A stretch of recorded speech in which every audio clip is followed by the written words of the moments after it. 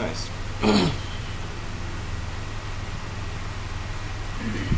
আমরা শুরু করতে চাচ্ছি learn PSP framework coordinator step by step কোর্সটা, রাইট? আজকে কোর্সটার ফার্স্ট ক্লাস নাম্বার 1। পরিচিত হয়েছি সেদিন, তাই না? লাস্ট ডেতে আমার পরিচয় দিয়েছিলাম। আজকে 3জন নতুন মুখ দেখা যাচ্ছে, তাই না? 3জন নতুন। আকাশ আছে, তোর নাম জানি কি, মিসবা আছে, আপনি শাহিনুর আছে। 3জন নতুন আছে আমাদের সাথে। ওরিয়েন্টেশন ক্লাসটাতে এই 3জন ছিলেন, আর আপনি ওরিয়েন্টেশন ক্লাসটাতে ছিলেন না। সাথে জুয়েলও, রাইট? ওরিয়েন্টেশনে আমরা কয়জন ছিলাম? 6জন না? ওরিয়েন্টেশনে আমরা 6জন ছিলাম। 1 2 3 4 5 6 6জনের সাথে পরিচয় আছে। আরও 5জন আজকে আমাদের নতুন ক্লাসে আসছে। তো ওভারঅল আমি আরেকবার আমার সম্পর্কে একটু বলে নিই। আমার নাম মোহাম্মদ শফিউল আলম। সবার সঙ্গে আমার কথা হয়েছে, তাই না? 1-to-1 কথা হয়েছে সবার সাথেই। আকাশের সাথে যদিও বসে কথা বলি নাই, ফোনে কথা হয়েছে, তাই না? তো 1-to-1 কথা হয়েছে। কোর্সটা কেমন, রাইট? কোর্সের শেষে আমরা কি করতে পারবো সে সম্পর্কে গত দিনে বলেছিলাম, আজকে আরও একবার রিপিট করছি যে আমাদের এই কোর্সটা এমনভাবে ডিজাইন করা, যদি আমরা সাকসেসফুলি এই কোর্সটা শেষ করতে পারি, রাইট? যদি আমরা সাকসেসফুলি এই কোর্সটা শেষ করতে পারি, তাহলে আমরা নিজেই ডাইনামিক ওয়েবসাইট তৈরি করা শিখে যাব। ডাইনামিক ওয়েবসাইট, ওয়েব অ্যাপ্লিকেশন আমাদের দ্বারা তৈরি করা সম্ভব হবে। ইউজ করবো কি তখন? Coordinator framework, right? আমরা স্ক্র্যাচ কোডিংয়ে যাব না, আমরা যাব কোথায়? ফ্রেমওয়ার্ক বেস প্রোগ্রামিংয়ে। মাল্টিলেয়ার প্রোগ্রামিং বলা হয়ে থাকে এটাকে। আর প্রোগ্রামিংয়ের যে ডিজাইন প্যাটার্ন সেটাকে বলা হয় কি? MVC, সবচেয়ে পপুলার এবং রিনাউন্ড। আর আমরা যে সিএমএসটা শিখছি সবচেয়ে ফার্স্টের সিএমএস, রাইট? সবচেয়ে দ্রুত গতিতে যে সিএমএসটা এক্সিকিউট হয়। 4-5টা সিএমএস আছে, খুব দ্রুত এক্সিকিউট হয়, 0.5 সেকেন্ডে যার এক্সিকিউশন টাইম। এর মধ্যে কোঅর্ডিনেটর একটা। ফাইলকন নামে একটা সিএমএস খুব ফ্রেমওয়ার্ক আছে, যেটা অনেক ফার্স্ট এবং সবচেয়ে দ্রুত গতির যে ফ্রেমওয়ার্ক ফাইলকন। তারপরেই আছে কি অ্যাকচুয়ালি কোঅর্ডিনেটর ফ্রেমওয়ার্ক। এখনকার দিনে ক্রেজ শোনা যাচ্ছে ল্যারাভেলের, রাইট? ল্যারাভেলের অ্যাভারেজ যে টাইমটা সেটা হচ্ছে 3 second, right? So bit slow, right? CMS হিসেবে very powerful, very robust, right? Secure, but এখনও ডেভেলপমেন্ট স্টেজে আছে। এখনও কি হয় নাই? স্টেবল পর্যায়ে আসে নাই। ওকে, আর অল ইন অল ফ্রেমওয়ার্ক হিসেবে বা যে ফ্রেমওয়ার্কগুলোর নাম আপনারা শুনে থাকবেন বা শুনছেন, শেখার জন্য আমি বলবো যে আপনাদের হয়তো প্রয়োজনে যে কোনো সময় যে কোনো ফ্রেমওয়ার্ক নিয়ে কাজ করতে হতে পারে। প্রয়োজনে যে কোনো সময় যে কোনো ফ্রেমওয়ার্ক নিয়ে আপনাদের কাজ করতে হতে পারে, বাট শেখার জন্য বেস্ট সিএমএস হচ্ছে কোঅর্ডিনেটর, বেস্ট ফ্রেমওয়ার্ক কোঅর্ডিনেটর। শেখার জন্য আমি যখন লার্নিং স্টেজে আছি, যেটাতে ধরতে পারা যায় সহজে, সেটাই শেখানো উচিত, রাইট? আর আপনি যখন একবার প্যাটার্নটা ধরে ফেলবেন, তারপর কি যত জটিল প্রসেসই আসুক না কেন আমার সামনে, আমি করতে পারবো। জটিল ফ্রেমওয়ার্কই আমার সামনে আসুক না কেন, আমি সেটা রিসিভ করতে পারবো, রাইট? সো কোম্পানিতে যখন যাবেন কাজ করতে অথবা ফ্রিল্যান্সিং করবেন, আপনি যখন একটা ফ্রেমওয়ার্ক অ্যাডপ্ট করবেন, অন্যান্য ফ্রেমওয়ার্কগুলো জানাটা বা শেখাটা জটিল হবে না। আমি বলছি না যে আপনাকে সারা জীবনের জন্য কোঅর্ডিনেটর ফ্রেমওয়ার্কেই কাজ করতে হবে, নো। কারণ এটা একটা ফ্রেমওয়ার্ক ডেভেলপমেন্ট স্টেজে আছে। 2 দিন পরে কোম্পানি বললো যে না, আমরা ফ্রেমওয়ার্ক আর রিলিজ করছি না, আর ভার্সন রিলিজ হচ্ছে না। সো আমি ওই ফ্রেমওয়ার্কে যদি কাজ জেনে বসে থাকি, আমার কিন্তু আর গ্রোথ হবে না, আমি ডিস্ট্রয় হয়ে যাব ফ্রেমওয়ার্কের সাথে সাথে। আমাকে সুইচ করতে হবে লেটেস্ট কোনো কিছুর দিকে, তাই না? সব কিছুতেই কিন্তু আপডেট হয় এবং আপডেট অনুযায়ী নিজেকে আপডেট করে নিতে হয়, রাইট? সবচেয়ে পুরনো ফ্রেমওয়ার্কগুলোর মধ্যে একটা কি? কোঅর্ডিনেটর। যখন ফ্রেমওয়ার্কের কনসেপ্ট এসেছে 2004-05 সেশনে, 2006-এ এই ফ্রেমওয়ার্কটা আসে, JNK, রাইট? তখনকার দিনের ফ্রেমওয়ার্ক। সিম্ফনির নামও আপনারা হয়তো শুনবেন, বাট সিম্ফনিটা আপডেট হয়ে পরবর্তীতে ল্যারাভেলের রূপ নিয়েছে। কোঅর্ডিনেটরের অবস্থানেই আছে। এবং সারা ওয়ার্ল্ডে যত বেশি ওয়েবসাইট তৈরি হয়েছে ফ্রেমওয়ার্ক বেসড, এখনও কোঅর্ডিনেটর দিয়ে ফ্রেমওয়ার্ক তৈরি করা ওয়েবসাইটের সংখ্যা বেশি। নাম্বারটা কি হিউজ। তো কোনো এক সময় লিড করতো কে কোঅর্ডিনেটর, এখন অনেক ফ্রেমওয়ার্কের ভিড়ে তার কিছুটা অবস্থানের ব্যাঘাত ঘটেছে, পার্সেন্টেজ অফ সাইট ডেভেলপমেন্টের হার কমেছে, বাট এর ইউজটা কিন্তু কমে নাই। লাইক আগে যদি ফ্রেমওয়ার্ক দিয়ে সাইট তৈরি হতো, যদি 100টা সাইট তৈরি হতো তার 30টা তৈরি হতো ফ্রেমওয়ার্ক দিয়ে, আর 70টা তৈরি হতো র কোডিংয়ে। এখন 70টাই তৈরি হচ্ছে ফ্রেমওয়ার্ক দিয়ে। নতুন ক্লাস হচ্ছে আপনাদেরটা বৃহস্পতিবার 4টায়, ঠিক আছে? রমজান ওই দিন ফার্স্ট রমজান না, বৃহস্পতিবার 4টায় ক্লাস, 4টা থেকে 6টা, ঠিক আছে? না শুক্রবারে হচ্ছে না, ঠিক আছে? আচ্ছা, তো এখন যদি বলি যে 70টা কোঅর্ডিনেটর ফ্রেমওয়ার্ক বেসড প্রজেক্ট তৈরি হচ্ছে, তো তখন যদি কোঅর্ডিনেটর দিয়ে 10টা প্রজেক্টও তৈরি হতো, 30টার 10টা, এখন কিন্তু 70টার 10টার চাইতে বেশি, প্রায় 15টা 20টার মতো প্রজেক্ট কোঅর্ডিনেটর দিয়ে তৈরি হচ্ছে। বোঝা যাচ্ছে? তো পার্সেন্টেজ দিক থেকে যদি কমেও যায়, ইউজের দিক দিয়ে কিন্তু এখনও অনেক উপরের দিকে আছে। আচ্ছা, আমরা ফ্রেমওয়ার্ক কোঅর্ডিনেটর নিয়ে আলোচনা করার আগে আমরা নিজেরা নিজেদের বেসটা তৈরি করে নিব, রাইট? কোনো একটা প্রজেক্ট যখন আমরা ডেভেলপ করতে চাই, বেশ কিছু বিষয় আমাদের প্রয়োজন পড়ে। হাবিব মার্কার আছে?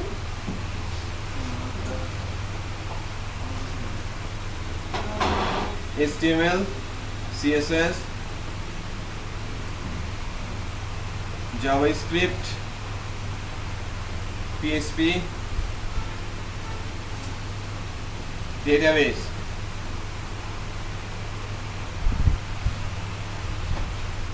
HTML, CSS, JavaScript, PHP, database. So এই তিনটা মেজর, এই 5টা মেজর থিংস যা কোনো একটা সাইট ডেভেলপমেন্টের জন্য সবচেয়ে জরুরি, রাইট? জাভাস্ক্রিপ্টের দুটো বিষয় আছে, একটার নাম হচ্ছে অ্যাজাক্স, এটা একটা অ্যাসিনক্রোনাস রিকোয়েস্ট প্রসেস, আর একটা হচ্ছে যে কোয়েরি, রাইট? এগুলোর নাম শুনেছেন আপনারা, সবই টেকনোলজি, রাইট? এই কোর্সের ভেতরে সবগুলো বিষয়ে আলোচনা হবে, রাইট? পিএসপিতে আমরা যা শিখবো, আমরা basic PSP, object oriented PSP, তারপরে শিখবো এমভিসি। সো সেগমেন্ট আকারে ভাগ করা এবং প্রত্যেকটা বিষয় ইম্পর্টেন্ট, প্রতিটা ক্লাসে ইম্পর্টেন্ট, রাইট? প্রত্যেকটা ক্লাসেই প্রত্যেকটা বিষয়কে অত্যন্ত গুরুত্ব সহকারে নেওয়া হবে এবং আলোচনা করা হবে।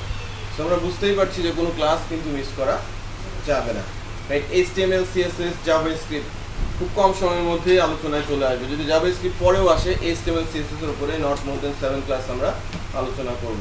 তারপর PHP প্রোগ্রামিং এর আলোচনা শুরু হবে, এর ভেতরে JavaScript আসবে, অ্যাজাক্স আসবে, jQuery আসবে, কোঅর্ডিনেটর ফ্রেমওয়ার্ক শুরু হয়ে যাবে, ডেটাবেজের আলোচনা চলে আসবে, রাইট? ডেটাবেজ ইনফ্যাক্ট 10ম 11তম ক্লাস থেকেই ডেটাবেজের আলোচনা শুরু হয়ে যাবে। আর যখন যেটা শুরু হচ্ছে তার কিন্তু শেষ নেই। HTML শুরু হলে HTML তো লাইফ টাইমের জন্য সেট হয়ে যাবে যদি আপনি প্রোগ্রামিং করেন, রাইট? CSS শুরু হলে CSS করানো চলবে, JavaScript শুরু করলে তার ইউজ হতে থাকবে, রাইট?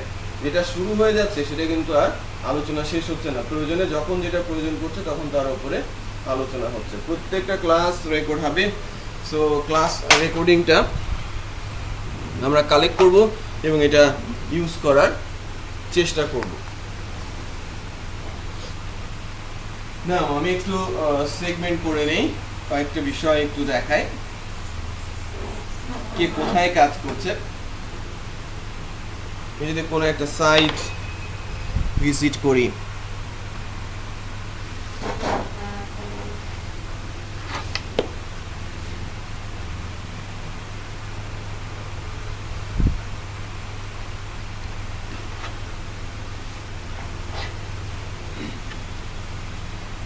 Training, right? কোন একটা ওয়েবসাইট, এটা একটা ডাইনামিক ওয়েবসাইট। সো এর সবচেয়ে পেছনের লেয়ারটাতে যা আছে সেটা হচ্ছে MySQL ডেটাবেস, রাইট? মাঝখানের যে লেয়ারটা এটাকে বলা হচ্ছে, এটা হচ্ছে আমার ডেটাবেস সার্ভার, এই পোর্শনটাকে বলছি আমরা ওয়েব সার্ভার।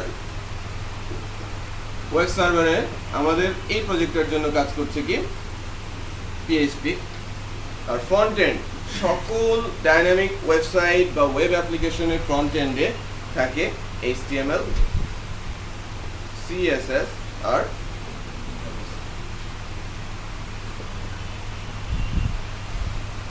জাভাস্ক্রিপ্ট। কি আছে? HTML, CSS, JavaScript. আমরা অ্যাকচুয়ালি দেখতে পাচ্ছি কি HTML, CSS এবং জাভাস্ক্রিপ্টের আউটপুট। এটা কিন্তু আউটপুট, আমরা কোড দেখতে পাচ্ছি, বাট এই কোডিংগুলো HTML, CSS, জাভাস্ক্রিপ্টের এই কোডগুলো আমার ওয়েবসাইটের কোডগুলো যখন আপনি ভিজিট করছেন আপনার মেশিনে চলে যাবে। এবারে যে কোনো ওয়েবসাইটের কোড HTML, CSS, জাভাস্ক্রিপ্টের কোড আপনার মেশিনে চলে আসে। আপনি কি সাইটের ক্লায়েন্ট, এই জন্য বলা হয় ক্লায়েন্ট সাইড ল্যাঙ্গুয়েজ। বুঝতে পেরেছেন? Client side language. আর এই কোডগুলো যে কোনো সাইটের কোডগুলো পাওয়া যায়, তার মানে আমি যে কোনো সাইটের ফ্রন্ট এন্ডের সকল কোডই আমি পেতে পারি, বাট সার্ভার এন্ড এবং ডেটাবেস কখনোই পাবো না। কিছু স্ক্রিপ্ট আছে, কিছু টুল আছে যার মাধ্যমে সার্ভার এন্ডের কোডও ওপেন সোর্স হলে সার্ভার এন্ডের কোডও ডাউনলোড করে ফেলা সম্ভব, বাট ডেটাবেস পাওয়া যায় না, রাইট? আচ্ছা, তো এই সাইটটা তৈরি করা পিএইচপি দিয়ে, আমি বলছি পিএইচপি দিয়ে, বাট এর ফ্রন্ট এন্ডে কি আছে? হ্যাভিলি HTML, CSS এবং জাভাস্ক্রিপ্ট আছে। কেন পিএইচপির কথা বলা হচ্ছে? যে লাইক আমি কোনো একটা রোবট তৈরি করেছি, এবং রোবট বানানোর জন্য তার ফ্রেম, তার পলিশ, রাইট, এবং তার সেন্সরের জন্য সব কিছু দিয়েছে, এভরিথিং ইজ ওকে, বাট সে কোনো কমান্ড রিসিভ করতে পারে না, কমান্ড অনুযায়ী কোনো অ্যাকশন এক্সিকিউট করতে সে পারে না। তাহলে তাকে আমি কি বলবো? রোবট নাকি খেলনা? ডেফিনেটলি খেলনা। রোবট বলবো কখন? যখন সে আমার কমান্ড নিতে পারবে, কমান্ড অনুযায়ী কাজ করতে পারবে, লজিক্যাল কোনো কিছু তার ভেতরে আছে, রাইট? লজিক্যাল কোনো কিছু তার ভেতরে আছে, তখনই বলবো কি এটা রোবট। আবার যখন আমার কথা শুনবে, জানবে, বুঝবে এবং মেমোরিতে রাইট করে রাখতে পারবে, তখন সেটা আবার ভালো মানের রোবট, তাই না? তার জন্য তার মেমোরি দরকার আছে, চিপসেট মেমোরি ওই রোবটের সঙ্গে অ্যাড করতে হবে। বিষয়টা বোঝা যাচ্ছে? সো আমি যখন HTML, CSS, জাভাস্ক্রিপ্ট দিয়ে কোনো একটা সাইট বানাচ্ছি, সেটাকে আমরা কি বলছি? খেলনা বা স্ট্যাটিক সাইট, এর ভেতরে কোনো প্রাণ নেই, রাইট? যখন এখানে সার্ভার ল্যাঙ্গুয়েজ চলে আসে, সেই মেইন অ্যাকচুয়ালি সেই কনভার্ট করছে ওই খেলনাটাকে রোবটে। এই জন্য তাকে নাম ধরে ডাকা হচ্ছে যে রোবটটা কী দিয়ে তৈরি করা, ওয়েবসাইটটা তৈরি করা কি দিয়ে, রাইট? সো ওয়েব ডেভেলপমেন্টে যে ট্র্যাকে ওয়েবসাইট ডেভেলপ হয় তার মধ্যে অন্যতম পিএইচপি, এছাড়া আছে .NET, মানে C# ল্যাঙ্গুয়েজ আছে যেটা ইউজ হয় .NET-এ, C#, এছাড়া আছে জাভা, সবাই নাম জানে, right? Very powerful language, but use web ডেভেলপমেন্টের জন্য বা ওয়েব অ্যাপ্লিকেশন ডেভেলপমেন্টের জন্য ইউজ পিএইচপির সাথে তুলনামূলক হারে অনেক কম। যদি 100% ওয়েবসাইট বা 100টা ওয়েবসাইট তৈরি হয়, তার মধ্যে 18% আর 2.5%।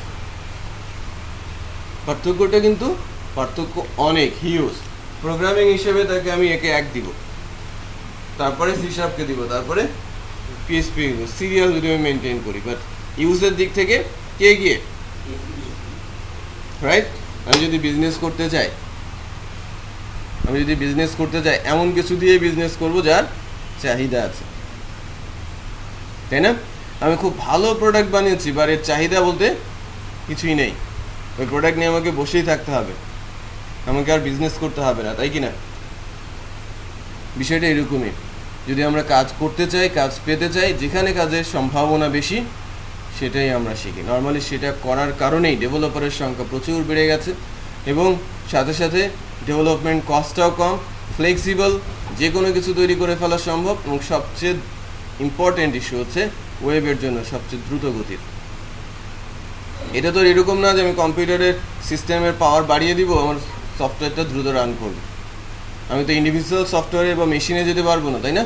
এই সাইটটা যেন খুব দ্রুত এক্সিকিউট হয়, সেই প্রসেসের দিকে আমি নিয়ে আসতে যেন পারি, সেই দিকে খেয়াল রাখবো।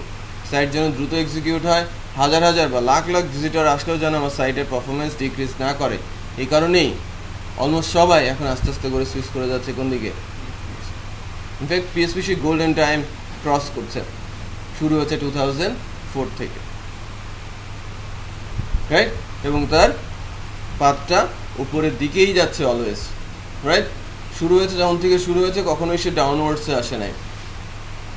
ওয়েভ দেখা যায় না, অনেক ল্যাঙ্গুয়েজেরই ওয়েভ দেখা যায়। ওয়েভ বলতে বোঝায় যে কখনো আপস, কখনো ডাউন, কখনো আপস, কখনো ডাউন, বাট এটা স্টেডিলি সবসময় উপরের দিকেই যাচ্ছে। আচ্ছা, তো এটাকে স্ক্রিপ্টিং ল্যাঙ্গুয়েজ বলা হয়ে থাকে। আমরা শুনি যে পিএসপি কি, PSP hypertext pre processor, right?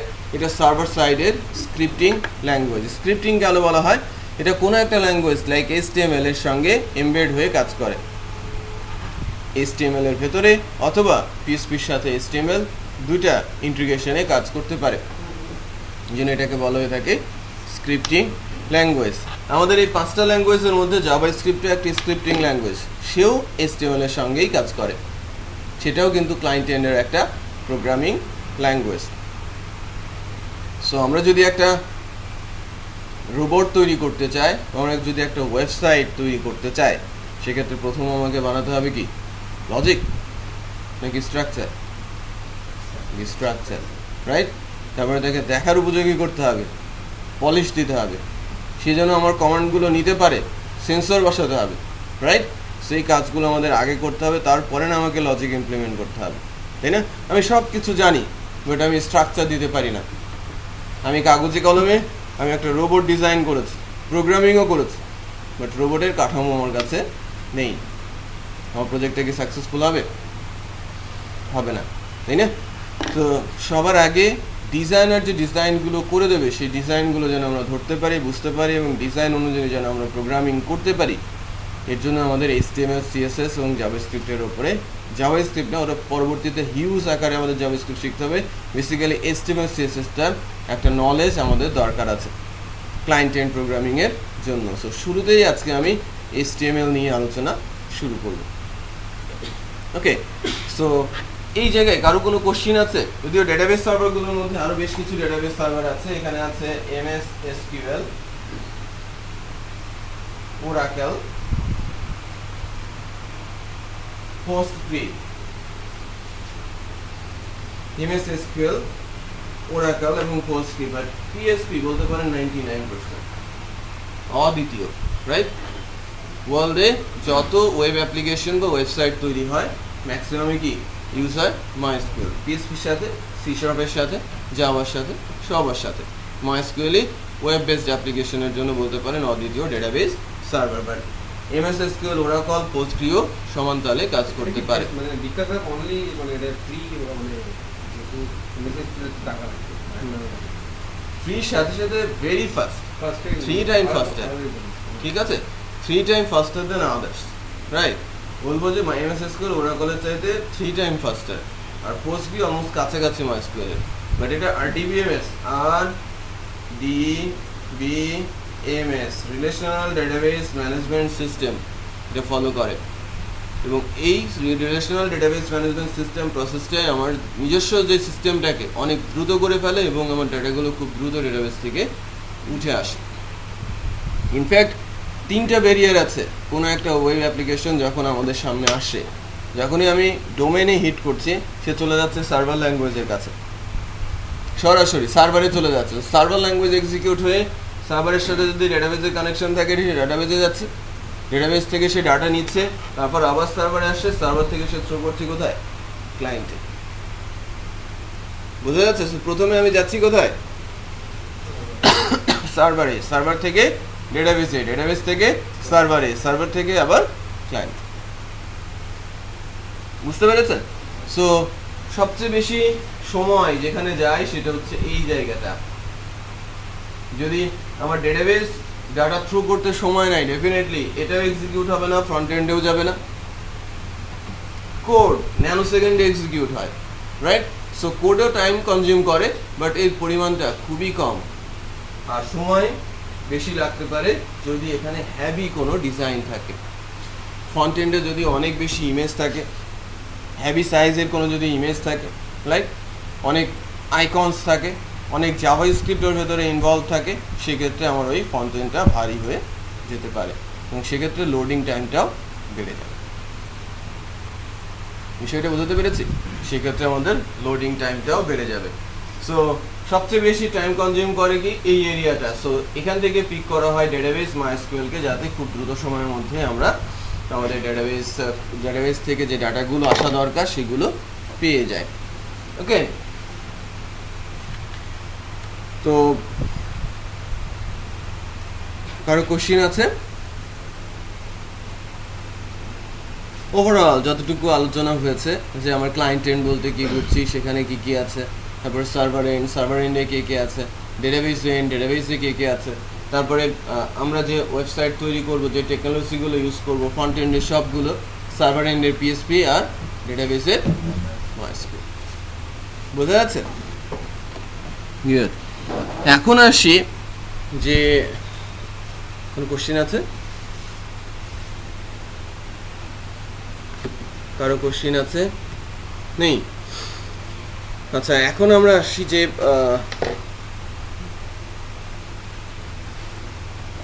Coding. আমি যখন কোনো ডকুমেন্ট তৈরি করতে চাই, একটা ডক ফাইল আমাকে তৈরি করতে হবে, একটা ডকুমেন্ট তৈরি করতে হবে, ডক ফাইল তৈরি করতে হবে ম্যান্ডেটরি নিয়ে। আমাকে বলছে যে খুব সুন্দর করে একটা ডকুমেন্ট তৈরি করে নিয়ে আসো, প্রেজেন্টেশন দিতে হবে, লাইক ডকুমেন্ট আকারে প্রেজেন্টেশন আমাকে দিতে হবে জাস্ট। অথবা আমাকে কিছু ডকুমেন্ট পাঠাও, আমাকে একটা নোট পাঠাও, রাইট?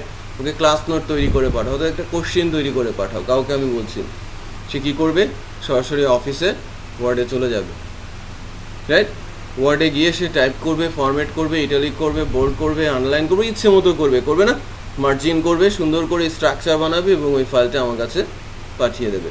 বাট ওই কাজটা কি নোটপ্যাডে করা সম্ভব ছিল? সম্ভব ছিল না, তাই না? সো আমি যখন কোনো একটা কাজ করতে যাব যেখানে number of line of coding involve, ওই জায়গাটাতে বা 1000 অফ ফাংশনস আছে, 100 অফ বা 130 ওয়ার্ডস ট্যাগস আছে, 1000 অফ প্রপার্টিস আছে, এইগুলো সব কিছু কি মনে রাখা সম্ভব? আমরা যখন ওয়ার্ডে যাই, বোল্ড করার জন্য কি করি? ধরে কন্ট্রোল বি প্রেস করি, হয়ে যায়। অথবা কি ড্রপডাউন থেকে হেডার সিলেক্ট করে দিলে সেটা হয়ে যায়। মানে আমাদের অনেক কিছু কিন্তু জানার প্রয়োজন পড়ছে না, আমি অপশন টুল থেকেই জেনে যাচ্ছি।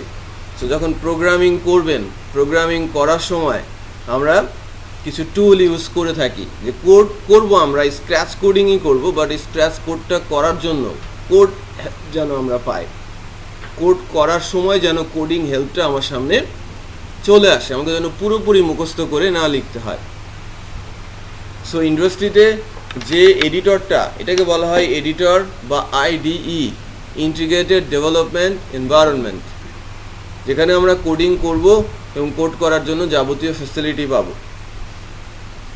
সবচেয়ে জনপ্রিয়, সারা ওয়ার্ল্ডে সবচেয়ে জনপ্রিয় আইডিটা হচ্ছে নেটবিনস, কারণ এতটাই রোবাস্ট যে কোনো ল্যাঙ্গুয়েজই এখানে করা যায়, যে কোনো ল্যাঙ্গুয়েজ। লাইক কিছু কিছু আইডি আছে একদম পিএসপি স্পেসিফিক, .NET প্ল্যাটফর্মে .NET ভিজুয়াল স্টুডিও, রাইট, আছেই। আবার জাভার জন্য এক্লিপস আছে, হ্যাঁ, ক্লিপসটা অনেক বেশি ইউজ হয় জাভাতে, বাট এটা দিয়ে সব করা যায়। আপনি সি শার্পে কোডও লিখতে পারবেন, জাভা কোডও লিখতে পারবেন, পিএসপি কোডও লিখতে পারবেন, ইভেন পার্ল, পাইথন, প্যাসকেল এর কোডও লিখতে পারবেন, XML, HTML, CSS, জাভাস্ক্রিপ্ট তার কোডও লেখা যায়। বোঝা যাচ্ছে? তো সকল ধরনের কোডিংয়ের পারঙ্গম একটা আইডি হচ্ছে নেটবিনস। মোস্ট পাওয়ারফুল, এটা জাভা দিয়ে তৈরি করা একটা আইডি, বাট এই আইডিটার সবচেয়ে বড় বা স্ট্রেংথ হচ্ছে যে সকল ল্যাঙ্গুয়েজের সিনট্যাক্সের জানা আছে, ল্যাঙ্গুইস্টিক যে সিনট্যাক্স এর জানা আছে। যেমন সিনট্যাক্স লিখছি, যদি ভুল করি সঙ্গে সঙ্গে রেড মার্ক করে দেবে, মানে আমি টাইপ করতে গিয়েই বুঝে যাব যে এখানে ভুল আছে, আমাকে সার্ভারে রান করে এর ভুল দেখতে হবে না। বোঝা যাচ্ছে স্যার? রাইট, কারেন্ট টাইমে টাইপিং পিরিয়ডেই আপনাকে বলে দেবে যে আপনি ভুল করছেন আর সঠিক লিখছেন, রাইট। অন্যান্য এডিটর এই কাজগুলো করতে পারে না।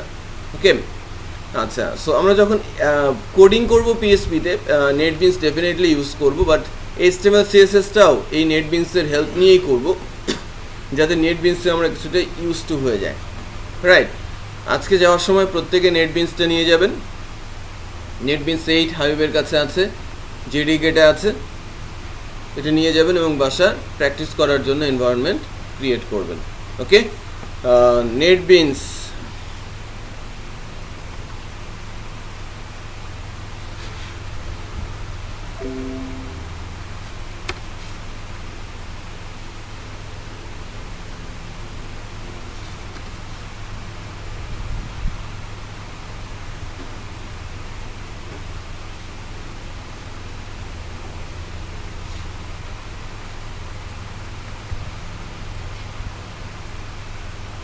এই যে নেটবিনসটা আছে, পুরনো ভার্সন আছে, লেটেস্ট হাইওয়ের কাছে আছে না? আছে। একটু দেখিয়ে নেই যে আগের ভার্সনটা ছিল 7, সো 7-এর জন্য জেডিকে 7 ছিল, এখন 8-8-এর জন্য জেডিকে 8। জেডিকে মানে কি? Java development kit. Java development kit. নেটবিনসটা ইনস্টল করার আগে আপনার মেশিনে অবশ্যই জেডিকেটা ইনস্টল থাকতে হবে। ঠিক আছে, জাভা বেস যেহেতু নেটবিনস, ইনস্টল করার আগে জেডিকেটা ইনস্টল করে নিতে হবে, তারপর নেটবিনসটা আমাকে ইনস্টল করতে হবে। আপনার কথা শুনেছি, আপনি পড়াশোনা করেছেন কম্পিউটার সায়েন্সে, আপনিও তাই। লাস্ট ডেতে কথা হয়েছে। আকাশ, পড়াশোনাটা কোন সাবজেক্টে? কম্পিউটারে পড়েছেন, পড়ছেন কোন ইয়ারে? ফার্স্ট ইয়ারে আছে। গুড। তো দুইজন আছে আমাদের সাথে। আপনি কোন সাবজেক্টে পড়েছেন? কম্পিউটারে, সিএসসিতে পড়েছেন। আপনি সম্ভবত রাষ্ট্রবিজ্ঞানে পড়েছেন, তাই না? আর আপনিও জেনারেল লাইনে, তাই না? আপনি জেনারেল লাইনে পড়াশোনা করেছেন। আচ্ছা, ঠিক আছে। বুঝতে সমস্যা হচ্ছে না তো? সব বুঝতে পারছেন? গুড। আচ্ছা, তো এখন আপনি একটু যদি না পারে একটু সাপোর্ট দেবেন, ঠিক আছে? ফার্স্ট টাইম তো, আর হাবিবা আছে, যে কোনো প্রয়োজনে আমাদের ডাকবেন আর কি। আমি অ্যাকচুয়ালি একটা ওয়েব পেজ এর শুরু করব। ওয়েব পেজ কীভাবে ক্রিয়েট করতে হয়, তারপরে কোড লিখে সেটাকে কীভাবে সাজাতে হয়, এবং আস্তে আস্তে করে একটা ওয়েব পেজের রূপ কীভাবে দিতে হয় সেটা দিয়েই শুরু করব। আর এর জন্য আমাদের দরকার পড়বে কি? HTML, right? সো HTML এর পেজ মানে ফরম্যাটেড, আমি যখন একটা পেজ ক্রিয়েট করতে যাচ্ছি, আমার যখন ওয়ার্ডে ব্ল্যাঙ্ক পেজ দিয়ে একদম সাদা পেজ চলে আসে না, ওয়েবের জন্য একটা HTML এর স্ট্রাকচার চলে আসবে। যখন একটা HTML এর পেজ ক্রিয়েট করতে যাব, একটা পেজের ভেতরে বাই ডিফল্ট যা যা থাকা দরকার সেগুলো সহ একটা কোড চলে আসবে আমার সামনে, রাইট? বাট এর জন্য তো আমাদের নেটবিনসে প্রজেক্ট ক্রিয়েট করতে হবে। বোঝা যাচ্ছে? নেটবিনসে একটা প্রজেক্ট আমাকে ক্রিয়েট করতে হবে। সো আমরা সবাই নেটবিনস খুলি। নেটবিনস খুলে এই যে নেটবিনসের আমরা প্রথমের দিকে শিখবো হচ্ছে HTML5 আর CSS3। তো HTML5 আর CSS3 শেখার জন্য এই যে নিউ প্রজেক্ট বাটনটা প্রেস করেন। নিউ প্রজেক্ট বাটনটা প্রেস করেন। সবাই একসঙ্গে চলে আসেন। আপনি ওনার কাছে দেন, আপনি জানেন, আপনি ওনাকে গাইড করবেন। জরুর আপনি করেন, উনি দেখবে, উনি জানে, ঠিক আছে? ওনাকে আপনি করেন, আপনি হাতে নাতে করেন, আর আপনি দেখেন, ভুল করলে শুধরে দেবেন।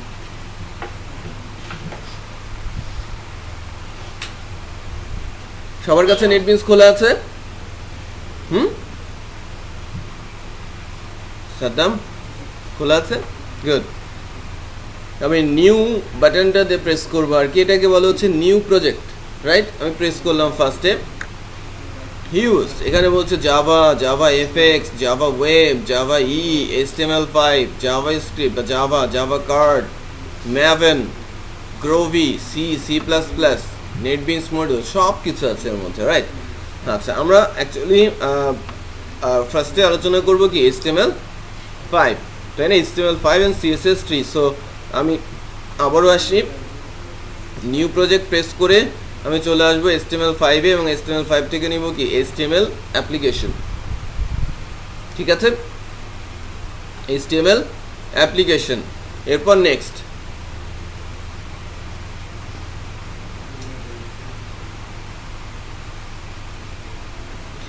করে এসে আমরা ব্রাউজ বাটন প্রেস করব। ব্রাউজ বাটন প্রেস করে আমরা যাই প্রত্যেকটা মেশিনের ড্রাইভে। আমি ড্রাইভে করছি, আপনারাও ড্রাইভে করেন। ড্রাইভে গিয়ে নতুন একটা ফোল্ডার ক্রিয়েট করেন, ঠিক আছে? ই ড্রাইভে গিয়ে নতুন একটা ফোল্ডার ক্রিয়েট করেন। এই যে এখানে ছোট্ট একটা ফোল্ডার আইকন দেখা যাচ্ছে না, আমি ই ড্রাইভে গিয়ে ফোল্ডার আইকন প্রেস করছি, নতুন একটা ফোল্ডার হয়েছে, আমি বলছি কোঅর্ডিনেটর ব্যাচ 14। আপনারা কি ব্যাচ 14 এর না? Coordinator batch 14। আজকে যারা নতুন আসছেন আমি বারবার বলছি যে আপনারা সবাই টালা ট্রেনিংয়ে পরিচিত হবেন বা আমার সঙ্গে পরিচিত হবেন ব্যাচ 14 নামে, ঠিক আছে? এটা কোঅর্ডিনেটরের পিএসপি কোঅর্ডিনেটরের 14তম ব্যাচ। তো আমি এখানে লিখলাম কি কোঅর্ডিনেটর আন্ডারস্কোর ব্যাচ 14। সো এটাকে সিলেক্ট করবো, এখন যে ফোল্ডারটা ক্রিয়েট করলাম সে ফোল্ডারকে সিলেক্ট করে ওপেন করব। ওপেন হয়ে গেছে না? ই ড্রাইভে কোঅর্ডিনেটর ব্যাচ 14। এবার এটাকে কপি করব, কন্ট্রোল সি দিয়ে কপি করব, ঠিক আছে? তারপর প্রজেক্ট নেম লোকেশনে এটাকে পেস্ট করব কন্ট্রোল ভি দিয়ে, কোঅর্ডিনেটর ব্যাচ 14 নামে কন্ট্রোল ভি দিয়ে, মানে সেম ফোল্ডার, তাই না? আমরা ডি ড্রাইভে মানে ই ড্রাইভে যে ফোল্ডারটা করলাম ওই নামটাই ওপেন করে এনে আবার এখানে পেস্ট করে দিলাম। হয়েছে না? ফোল্ডারটা করবেন কিভাবে? ব্যাক করছি, দেখেন আমি HTML5 অ্যাপ্লিকেশন নিয়েছি, নেক্সটে যাচ্ছি, ব্রাউজ করছি, আপার সেকশনে যাই, আমি ই ড্রাইভে গিয়েছি, রাইট? ই ড্রাইভে গিয়ে এই যে একটা ছোট্ট আইকন আছে না, আইকনটা প্রেস করলে কি হবে? New folder. আমি লাইক বলছি এবিসি, তারপর এটাকে সিলেক্ট করছি, এবিসি সিলেক্ট করে ওপেন করব। বুঝতে পেরেছেন? ওপেন করলে চলে আসবে। আমি অ্যাকচুয়ালি কোঅর্ডিনেটরকে সিলেক্ট করেছি, কই কোঅর্ডিনেটর ব্যাচ 14 ফোল্ডার বানিয়ে আমি ওপেন করেছি, এটা সরাসরি এখানে চলে আসছে। তারপর এখান থেকে কপি করে আমি পেস্ট করে দিয়েছি কোথায়? প্রজেক্ট নেম লোকেশনে, যাতে আমার এই লেফট সাইডে যে প্রজেক্টের নামটা আসবে এবং ফোল্ডারের নামটা সেম হয়ে যায়। হয়েছে? সবাই এই পাশে, সবাই এদিকে, জুয়েল, সাদ্দাম, হয়েছে না?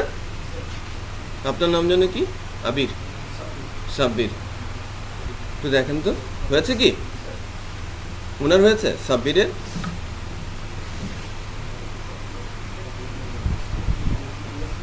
সাব্বিরের হলো কিনা একটু দেখেন।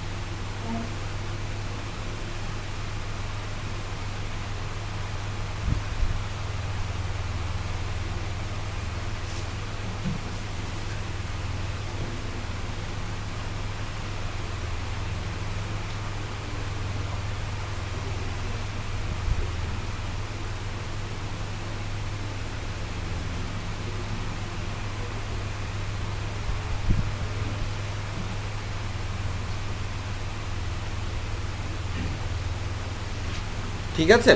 এখন প্রজেক্ট নেম লোকেশনে চলে আসে, আমি যখন ফিনিশ বাটন প্রেস করব অটোমেটিক দেখবেন এই লেফট সাইডে প্রজেক্টটা খুলে যাচ্ছে কোঅর্ডিনেটর ব্যাচ 14 নামে। এই যে লেফট সাইডে একটা index.html ফাইল ক্রিয়েট হয়ে গেছে অটোমেটিক। এটা হচ্ছে একটা HTML ফাইল ক্রিয়েট করেছে সে, যেহেতু আমরা HTML5 এর প্রজেক্ট, একটা HTML ফাইল ক্রিয়েট করেছে।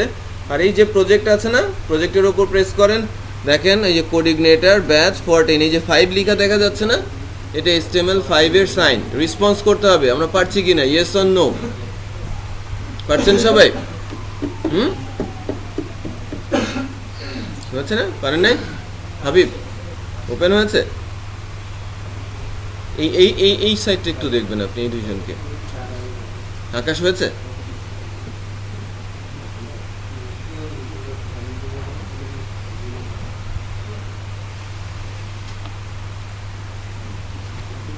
হয়েছে?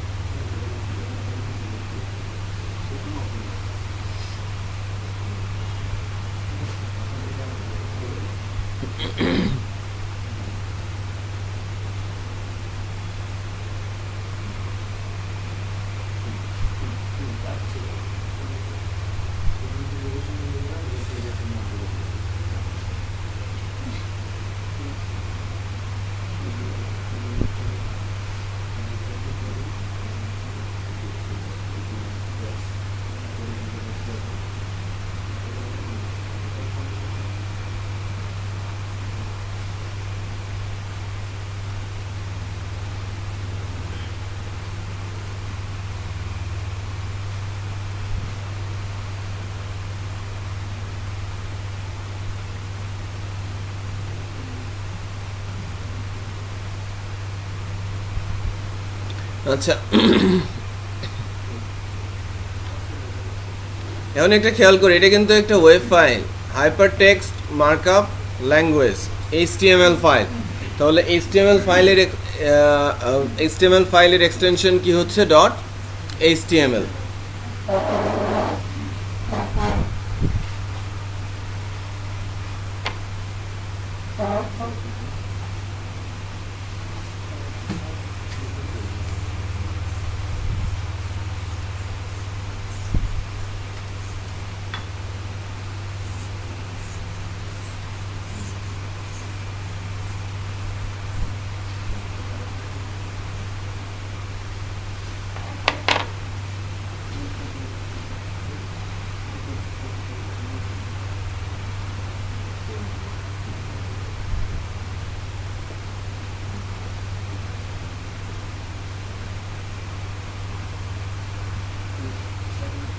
এটা হচ্ছে ওপেনিং ট্যাগ, এটা হচ্ছে ক্লোজিং ট্যাগ।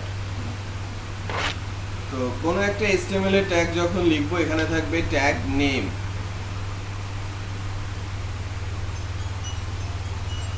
এটা হবে কি স্ল্যাশ ট্যাগ নেম। ওকে, সো এটা ট্যাগ নেম। লাইক আমি যদি এক্সাম্পল হিসেবে বলি, একটা ট্যাগের নাম হচ্ছে HTML, এটা মাদার ট্যাগ, রাইট? ওই ট্যাগটারই ক্লোজিং হচ্ছে HTML ক্লোজিং। সো HTML এ টোটাল 130টা ট্যাগ আছে। সংখ্যাটা অনেক বেশি। আচ্ছা, এর মধ্যে নিউ, নতুন ট্যাগ, নতুন কেন বলা হচ্ছে? HTML তো HTML, এর মধ্যে নতুন পুরনো কেন? HTML5 latest version HTML। কিছুদিন আগে HTML6 রিলিজ হয়েছে, ওটা এখনো ডেভেলপমেন্ট স্টেজে আছে। সো HTML5 হচ্ছে লেটেস্ট ভার্সন, বলা হচ্ছে স্টেবল। তো যখন 12 সালে ফাইনাল রিলিজ দেয় HTML5 এর, 2012 তে ফাইনাল রিলিজ হয় HTML5 এর, 15 এ এসে আরেকটা 6 রিলিজ হচ্ছে। অ্যাকচুয়ালি HTML5 এর ভার্সন রিলিজ শুরু হয়েছিল 2007 এ, আর ফাইনাল রিলিজ হয়েছে 2012 এ। তার মানে ডিফারেন্স কত বুঝতে পারছেন? 5 ইয়ার্স। সে ডেভেলপমেন্ট রিলিজ দিয়েছে, তারপরে 12 এ এসে সে ফাইনাল রিলিজ দিয়েছে। 15 এ এসে এটা হচ্ছে HTML5, এটা ফাইনাল, আর এটা ডেভ। 15 এ এসে HTML6 ডেভেলপমেন্টে আছে।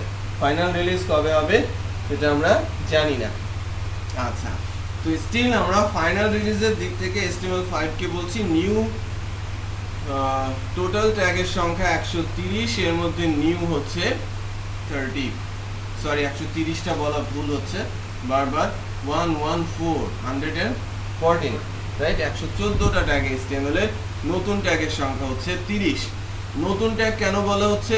HTML ভার্সন 5 আসার আগে HTML এর যে ভার্সন এসেছে এটা হচ্ছে HTML 1 2 3 4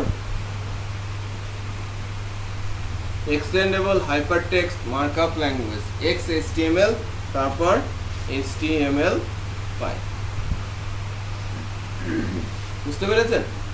এটা আসছে 1991, 1994, 1997, 2001, 2012-তে, আর এটা 2000 অ্যাস্টোরিক, হ্যাঁ ভুলে গেছি, হ্যাঁ এই পার্টিকুলার টাইমটাতে এটা এসেছে। তো XHTML বেশি ইউজ হয় না এখনো রানিং, বাট XHTML টা হচ্ছে স্ট্রিক্ট HTML, মানে HTML এরকম একটা ল্যাঙ্গুয়েজ যে আপনি ভুল করেন আর শুদ্ধ, মানে ট্যাগ হলেই ট্যাগ থাকুক আর যাই থাকুক আউটপুট দেখবেন।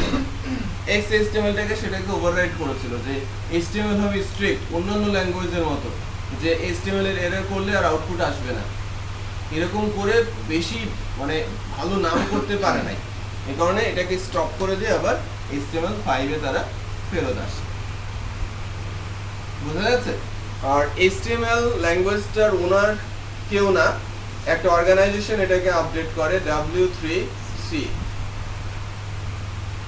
Bangladesh software association, basis. এটা কি কেউ ওনার আছে? এটা কোনো ওনার আছে? কোনো অর্গানাইজেশনের কোনো ওনার হয়? কোনো অর্গানাইজেশনের কিন্তু ওনার থাকে না, থাকে কি মেম্বার। ওইটা এক্সিকিউট করে এক্সিকিউটিভ কাউন্সিল, মানে বেসিসটা চালিয়ে নেয় কি ওর এক্সিকিউটিভ কাউন্সিলরা, যেটা ইলেক্টেড হয় কি ওই মেম্বারসদের দ্বারা।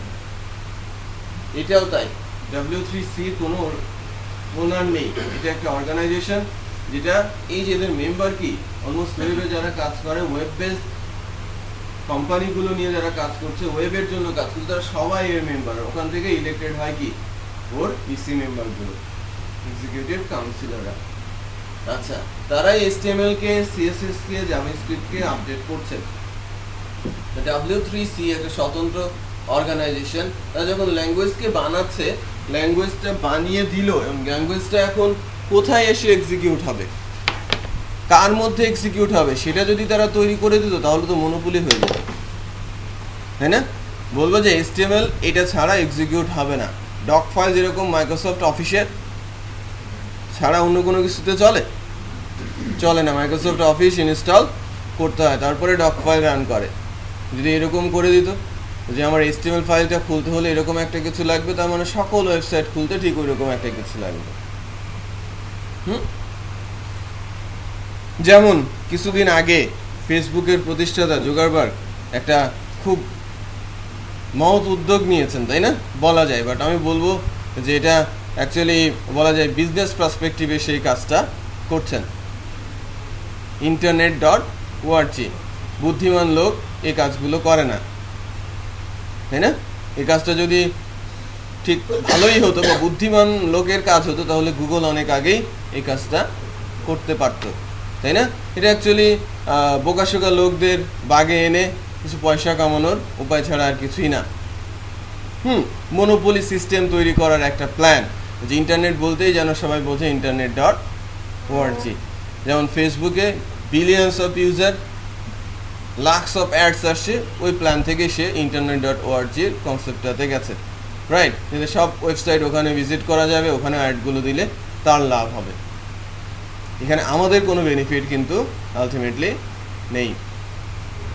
ইউজাররা কিছু ফ্রি সাইট ভিজিট করতে পারছে, এই যে বেনিফিট, রাইট?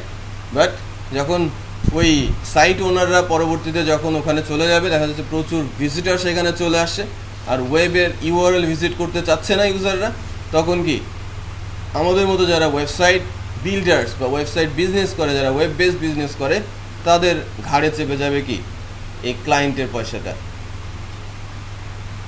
ক্লায়েন্ট এখন সাইট ভিজিট করে কি দিয়ে? পয়সা দিয়ে। কি করে? ব্যান্ডউইথ কিনে। পরবর্তীতে তারা ফ্রি ভিজিট করবে আর পয়সা গুনতে হবে কার? যারা ওয়েবে বিজনেস করছে। সেটা বুঝতে পেরেছেন? তাদের কাছ থেকে সে পয়সাগুলো কামিয়ে নেবে আর কি, সহজ হিসেব।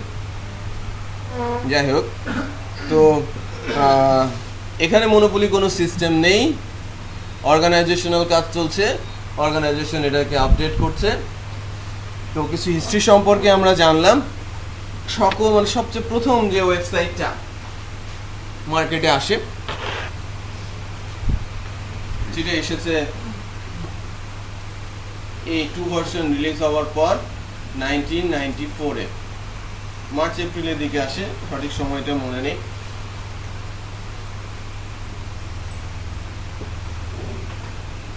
এরকম দেখতে ছিল ওয়েবসাইটটা।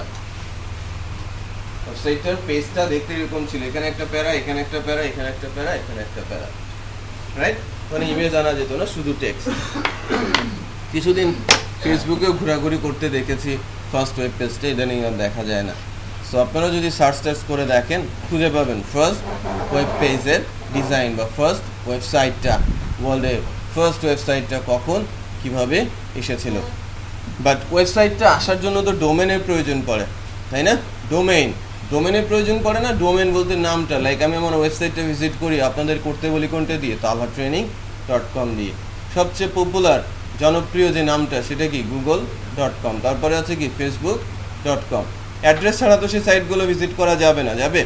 বাট এই অ্যাড্রেস ক্রিয়েশন শুরু হয় অনেক আগে, 1985 সালে ফার্স্ট ডোমেন ক্রিয়েট করে আমেরিকান আর্মি। এখনও তাদের কাছে ডোমেন কন্ট্রোলের পুরো সারা ওয়ার্ল্ডে যত ডোমেন ক্রিয়েট হচ্ছে সকল কন্ট্রোল তাদের কাছে আছে। মানে একটাই সাব সার্ভার আছে, সব কিছু তারাই কন্ট্রোল করে, আমেরিকান ডিফেন্স। আচ্ছা, তো এই যে HTML এর যে কনসেপ্টটা বা HTML ল্যাঙ্গুয়েজটা আসলো বা HTML ল্যাঙ্গুয়েজটা বানালো, এটাকে রুবাস্ট করেছে আমি বলেছিলাম মনোপলি কনসেপ্ট থেকে, যে তারা কিন্তু কোনো এক্সিকিউটর, যেমন অফিস ফাইলের জন্য মাইক্রোসফট অফিস ইনস্টল থাকতে হয়, ওয়ার্ড ইনস্টল থাকতে হয়, আদারওয়াইজ ওয়ার্ড ফাইল খুলে না, এ ধরনের কোনো কিছু বানায় নাই। তারা বলেছে যে ব্রাউজার নামে একটা টুল থাকবে যার মাধ্যমে HTML ফাইলগুলো খুলবে। যত ব্রাউজার আছে সকল ব্রাউজার কোম্পানি HTML ল্যাঙ্গুয়েজকে যেন চিনতে পারে এবং সেই অনুযায়ী এক্সিকিউট করতে পারে, সেই একটা বাধ্যবাধকতা তারা দিয়ে দিয়েছে। তার মানে কি HTML-কে পড়তে পারবে বা HTML-কে আউটপুট দেখাতে পারবে কে? ব্রাউজারগুলো। সো ব্রাউজারের কি মনোপলি বিজনেস আছে? একসময় ছিল ব্রাউজার, তার কম্পিটিটরই ছিল না কোনো এক সময়, রাইট? ওয়েস যখন প্রথমের দিকে আসে 1994, 95, 96, 98 দিকে, রাইট? তারপর থেকে ব্রাউজার আসতে শুরু করে, নেটস্কেপ, ফ্লোক, তাই না? এই ব্রাউজারগুলো চলে আসে 2000-এর পরের দিকে মজিলা, রাইট, চলে আসে। তারপর ক্রম ব্রাউজার চলে আসে, রাইট? Just minute.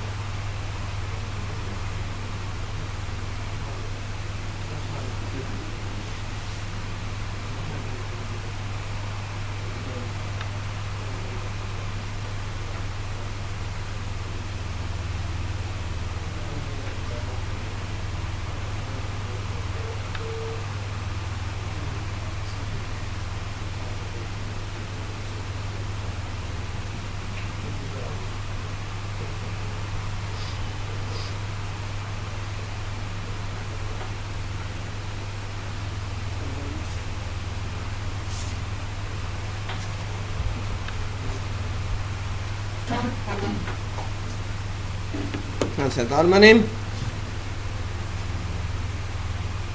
HTML এর সার্ভার বলতে পারি, আমি কি ওয়ার্ডকে ডক ফাইলের সার্ভার বলতে পারি? সার্ভার বিষয়টা কি?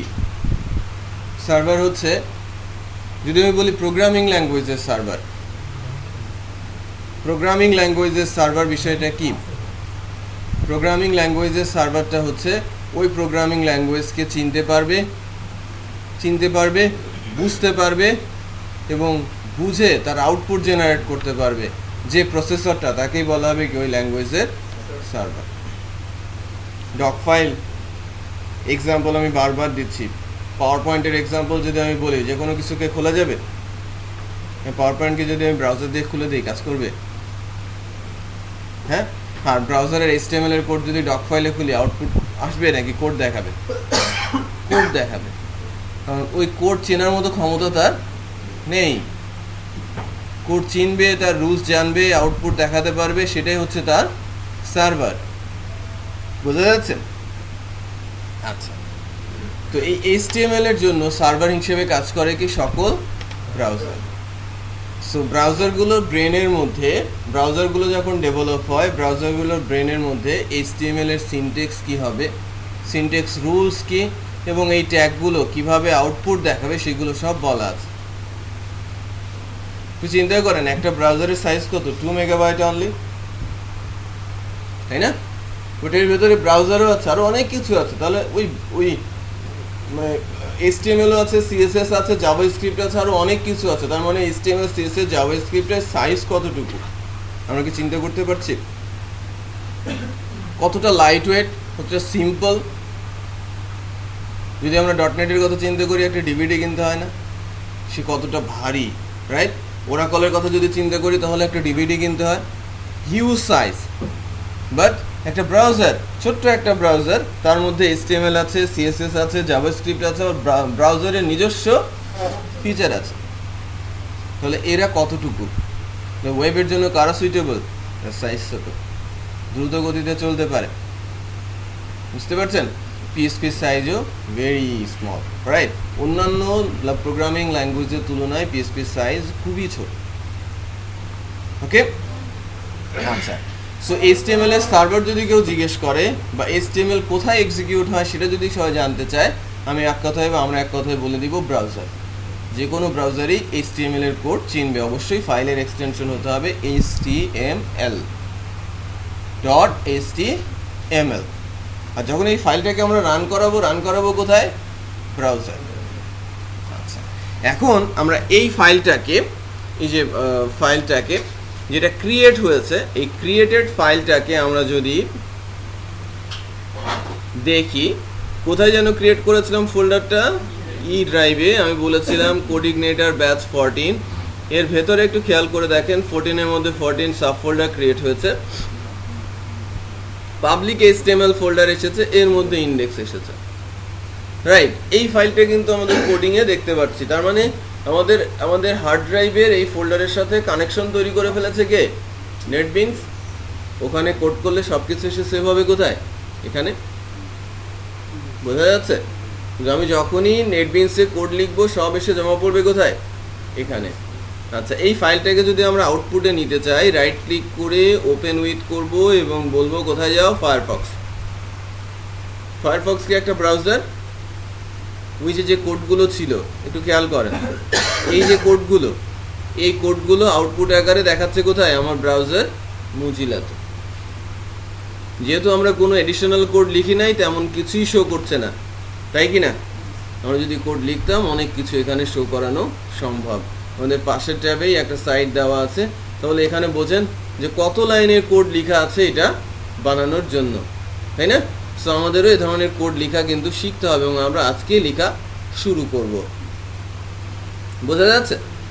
আচ্ছা, তোমরা বলছিলাম যে HTML5-এর 114টা ট্যাগ আছে, নতুন আছে 30টা। নতুন আর পুরনো পার্থক্য কী, বা এর পুরনো নতুন এই কথাটা কেন উঠে আসছে? প্রোগ্রামিং ল্যাঙ্গুয়েজ, অপারেটিং সিস্টেম, আমি যাই বলি না কেন, যে আপডেট ভার্সন বলতে কি বোঝায়? নতুন কিছু। একেবারে নতুন কিছু বোঝায়, লিগেসি বোঝায়, সম্পূর্ণ নতুন না, পুরনো নতুনের কম্বিনেশনে যা কিছু সেটাই হচ্ছে ভার্সন, রাইট? একদম নতুন আমি যদি বলি যে উইন্ডোজ 98 থেকে এক্সপির কনভার্সন, একেবারে নতুন, রাইট? এক্সপি থেকে যদি ভিস্তার কথা বলি আমি এটা নতুন বলবো না, যদিও নাম চেঞ্জ করে দিয়েছিল, বাট সেটা কিন্তু অ্যাকচুয়ালি ওই এক্সপি যা ভিস্তাও তাই। বাট উইন্ডোজের সাথে কিন্তু একটা উইন্ডোজ 7, 8, ঠিক আছে, তার সাথে কিন্তু একটু পার্থক্য করেছে কার, এক্সপির একটা পার্থক্য আছে না? হ্যাঁ, প্রোগ্রামিস্টিক একটা পার্থক্য কিন্তু আছে। উইন্ডোজ এক্সপির অনেক কিছু, মানে আমি যখন লেটেস্ট যে সফটওয়্যারগুলোর কথা বলছি সেগুলো টার্গেট করে বানানো হচ্ছে কাকে, উইন্ডোজ 8K বা 7K, তো সেগুলো আবার এক্সপিতে চলে না। সো প্রোগ্রামিস্টিক বেশ কিছু বিষয় আছে যেগুলো চেঞ্জ এসেছে। বাট আমি যদি বলি 7 থেকে 8-এ কি অনেক চেঞ্জ এসেছে? না, অনেক চেঞ্জ আসে নাই। ঠিক তেমন ল্যাঙ্গুয়েজের ভার্সন 1-এ যা ছিল 2-তে ডেফিনেটলি কিছু ইমপ্রুভ হয়েছে, 3-তে আরও ইমপ্রুভ হয়েছে, 4-এ ইমপ্রুভ হয়েছে, 5 তার চেয়ে ইমপ্রুভ হয়েছে। ইমপ্রুভ ট্যাগ বা অ্যাডেড ট্যাগের সংখ্যা কত? 30। সব কিছু কি ফেলে দিয়েছে? সব কিছু কি রেখেছে?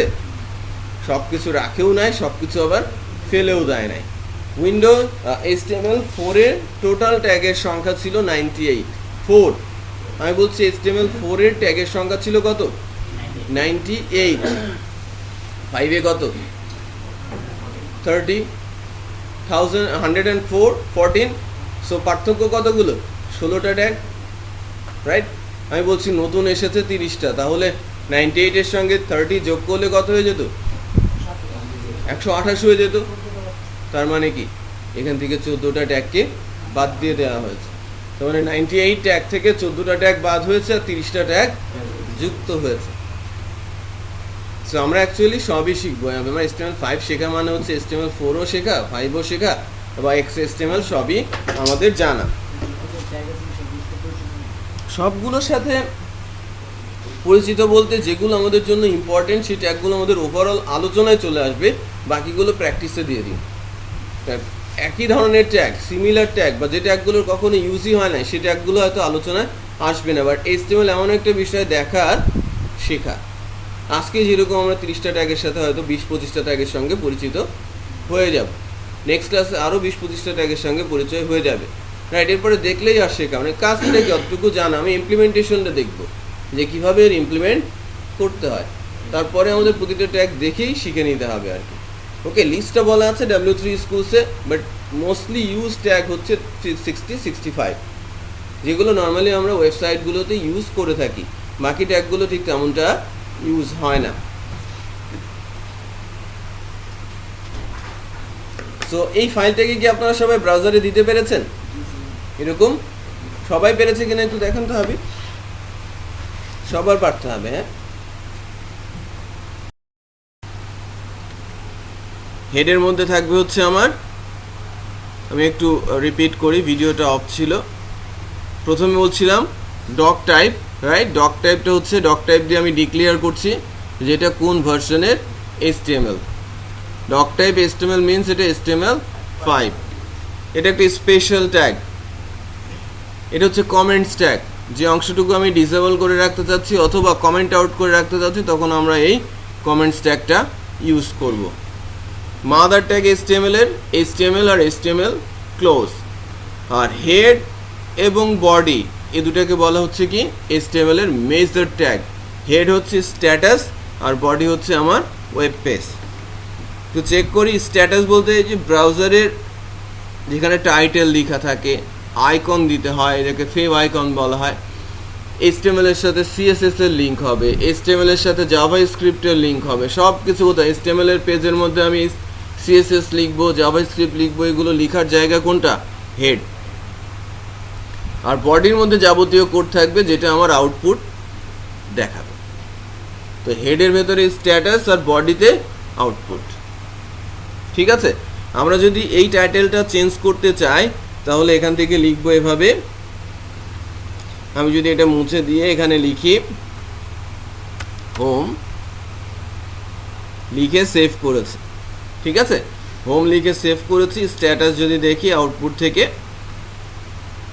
এখানে কি চলে আসছে, বোঝা যাচ্ছে? এখানে চলে আসছে কি আমার হোম।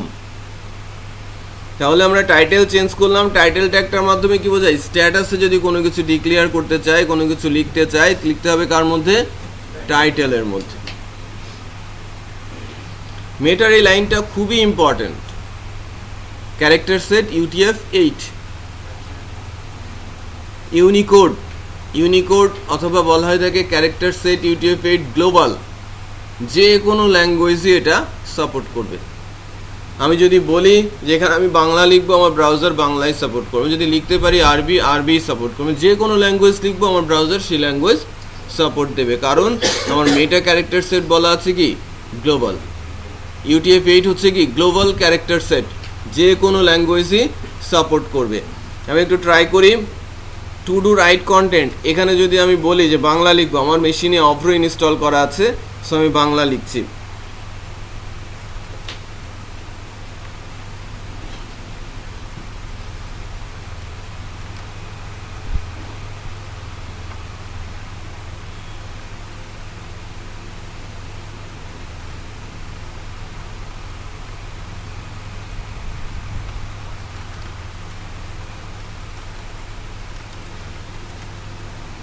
লিখেছি না আমার বাংলাদেশ। আমি সেভ করি ফাইলটা, এই যে এখান থেকে সেভ করা যায়, অথবা Ctrl+S দিয়ে সেভ করলাম, রাইট?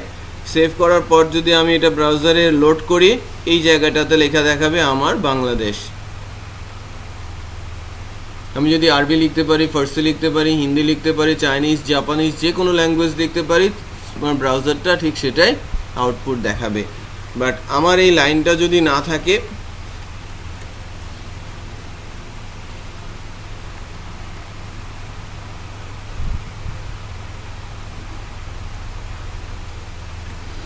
আমার এই লাইনটা যদি ডিসেবল করে দেয়, কমেন্ট আউট করে দিয়েছি, খেয়াল করেছেন? তার মানে এটা ওয়ার্কিং না।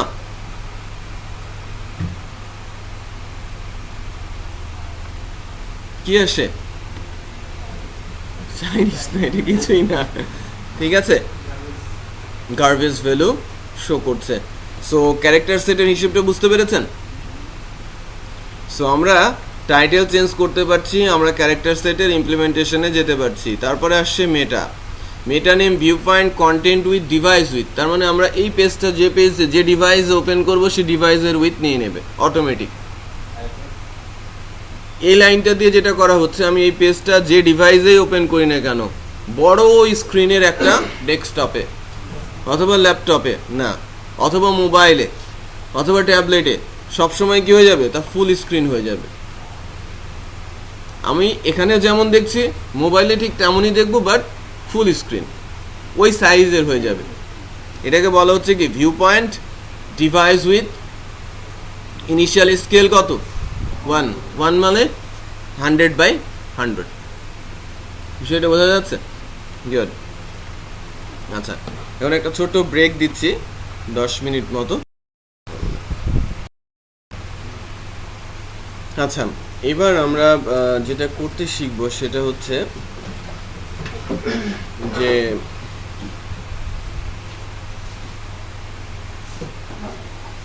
এই যে ব্রাউজারে এই টেক্সটার পাশে এই যে আইকনটা দেখতে পাচ্ছেন না, ইমেজ, এটাকে বলা হয় ফেভ আইকন। তো ফেভ আইকনটা যদি আমরা এখানে দিতে চাই, এর জন্য একটা স্পেসিফিক কোড আছে, রাইট?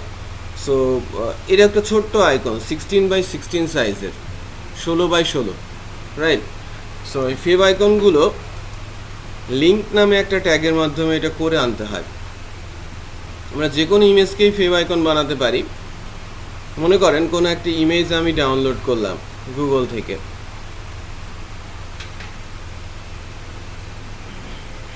ইমেজ সার্চে গিয়ে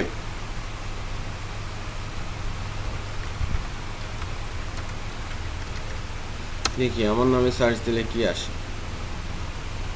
অনেকের ছবি আসছে আমার ছবি ছাড়া,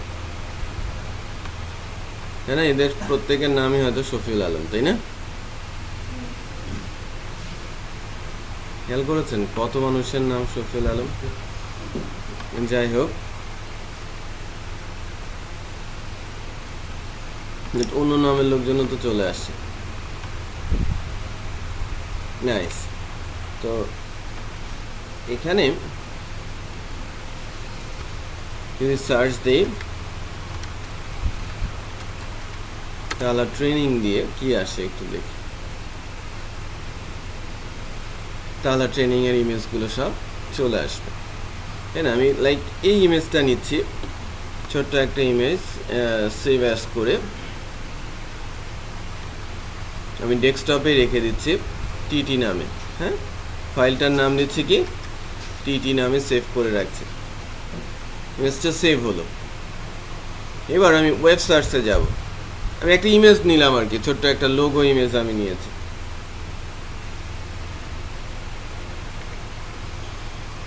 এবার আমি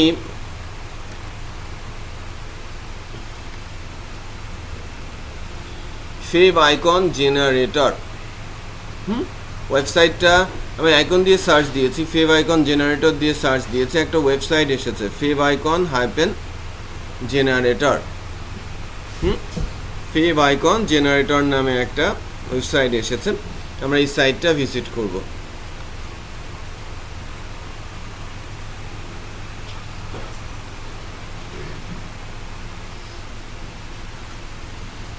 ফেভ আইকন জেনারেটর সাইটটা ভিজিট করছি, ফেভ আইকন জেনারেটর সাইটটা ভিজিট করছি। সাইটটা সবাই পেয়েছেন? হ্যাঁ, পেয়েছি। ইমেজও জেনারেট করা আছে, generate only 16x16 favicon ICO. এই রেডি বাটনটা এটা চেক করে দিব, সেকেন্ডটা। আমরা যদি বলি যে আমি আইকন করব ওয়েবের জন্য, অ্যান্ড্রয়েডের জন্য, মাইক্রোসফট আইওএস অ্যাপসের জন্য, সবার জন্য আমি আইকন করতে পারি। বাট আমার দরকার কি ওয়েবের জন্য 16x16। আমি 16x16 দিয়ে ব্রাউজ করব। ব্রাউজ করার জন্য সে বলছে জিআইএফ, জেপিইজি আর পিএনজি সাপোর্ট করবে। আমি ব্রাউজ করে ওই ইমেজটা দেখিয়ে দিচ্ছি। ব্রাউজ করে ইমেজটা কোথায় আছে? ডেস্কটপে। ডেস্কটপ থেকে নিয়ে আমার ইমেজটা দেখিয়ে দেওয়ার পালা এখন। ইমেজটা হচ্ছে কোনটা? টিটি।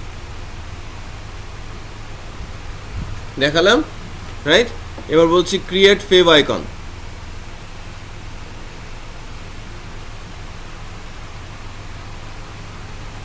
ক্রিয়েট হয়ে গেছে, আমাকে ডাউনলোড করে নিতে বলছে। এই আইকনটা এরকম দেখতে হয়েছে, আমাকে বলছে ডাউনলোড জেনারেটেড ফেভ আইকন।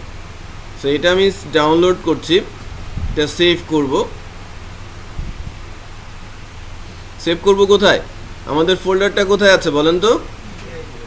ই ড্রাইভে। ই ড্রাইভে যাচ্ছি, তারপর coordinator batch 14, coordinator batch 14, public HTML এখানে রেখে দেব। যেখানে HTML ফাইলটা আছে, বুঝতে পারছেন? যেখানে HTML ফাইলটা আছে সেখানে আমি এটাকে সেভ করে দিলাম। ওকে, সেখানে আমি এটাকে সেভ করে দিয়েছি।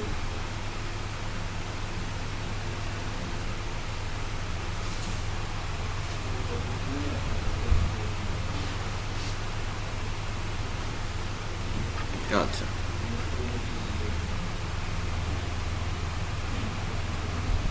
দেখেন আমি একটু ফোল্ডারটা অপশন দিয়ে থেকে যদি দেখি, এখানে চলে আসছে না ফেভ আইকন? আমার HTML ফাইলটা যেখানে আছে ফেভ আইকনটা ঠিক সেখানেই আছে। নাইস। তো এবার যদি আমি এখান থেকে যাই, এই যে এখানে যখন কোড লিখতে যাব, আমাকে এই ওয়েবসাইট থেকে একটা সাজেশন দিচ্ছে। এই যে নিচে যে কোডটা আছে না, link, relation, shortcut icon, hyperlink reference, favicon, আর টাইপ হচ্ছে ইমেজ এক্স আইকন। এই লাইনটা যদি আমরা কপি করি, এই লাইনটা কপি করেন, কন্ট্রোল সি দিয়ে কপি করে এই মেটা লাইনটা নিচে পেস্ট করে দেই হেডের মধ্যে। হ্যাঁ, মেটার নিচে হেডের উপরে এই জায়গাটাতে। আর এই যে স্ল্যাশটা আছে না, সামনের যে স্ল্যাশ, এটা রিমুভ করে দেই। স্ল্যাশটা আমি রিমুভ করে দিয়েছি, ফেভ আইকন ডট আইসিও। এবারে ফাইলটা সেভ করি। এই যে সেভ বাটন আছে, সেভ।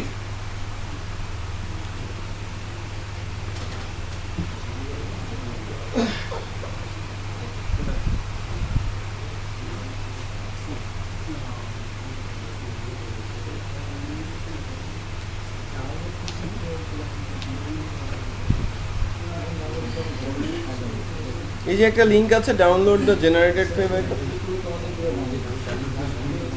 আপনি ব্যাকে যান, এটাতে করেন। আপনি এই যে দ্বিতীয়টা নেন, generate only 16x16 fave icon.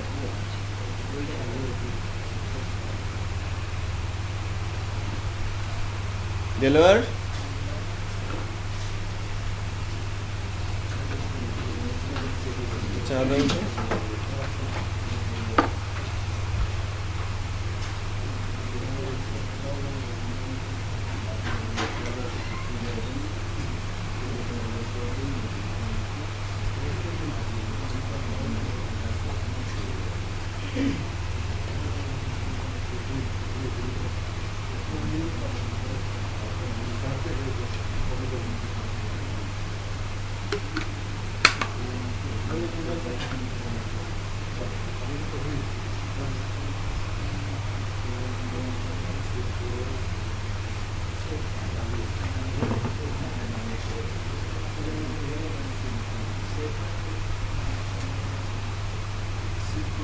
দেখেন, এই কোডটা এনে আমি বসিয়েছি।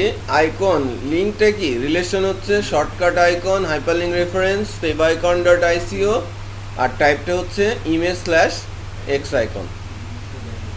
হাইপারলিঙ্ক রেফারেন্সটা কি, আমার ফাইলটা কোথায় আছে আমার, দেখেন একটু খেয়াল করে, এখান থেকে আমার HTML ফাইলটা আর ইমেজ ফাইলটা কি একই লোকেশনে আছে না? শুধু ফাইলটার নাম বলে দিলেই রিলেশন হয়ে যাবে। সেভ করে এবার লোড দিচ্ছি,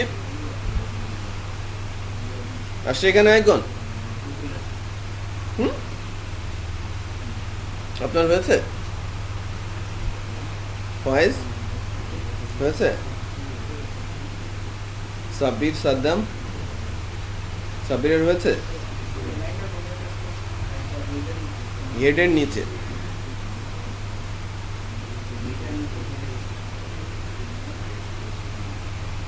মানে মেটার নিচে হেডের ওপরে।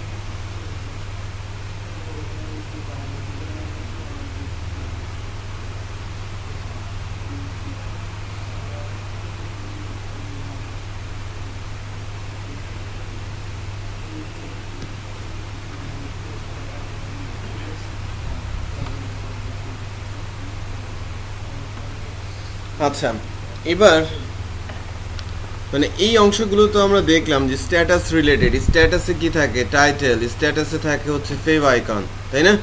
আমরা এখনো সিএসএস এবং জাভাস্ক্রিপ্ট জানি না, সো এখানে সিএসএস জাভাস্ক্রিপ্ট কিভাবে লিখতে হয় বা সিএসএস জাভাস্ক্রিপ্টের সাথে লিঙ্ক কিভাবে করব সেটা আমরা এখনো শিখছি না। চলে আসি স্ট্রেট বডিতে। হ্যাঁ, বডিতে এসে আমাদের যদি কোনো কিছু তৈরি করতে হয়, প্রথমেই তৈরি করতে হয় কাঠামো। কোনো একটা সাইটের এটার একটা কাঠামো আছে না, এটাকে আমরা উপরের দিকে বলছি হেডার, তার ভেতরে আছে কি আমার মেনু বার, এটা হচ্ছে আমার কন্টেন্ট রাইট সাইড বার, এটা হচ্ছে রাইটের সাইড বার, নিচে আছে কি আমার ফুটার। সো এরকম যদি স্ট্রাকচার বা এরকম স্ট্রাকচার যদি আমি না বানাই তাহলে একটা ওয়েবসাইট লেআউট হবে না বা আমি ওয়েবসাইট বানাতেও পারবো না। সো ওয়েবসাইট লেআউটের জন্য বেশ কিছু ট্যাগ আছে HTML এর, HTML5 এর ইনফ্যাক্ট 7টা ট্যাগ আছে লেআউট বানানোর জন্য।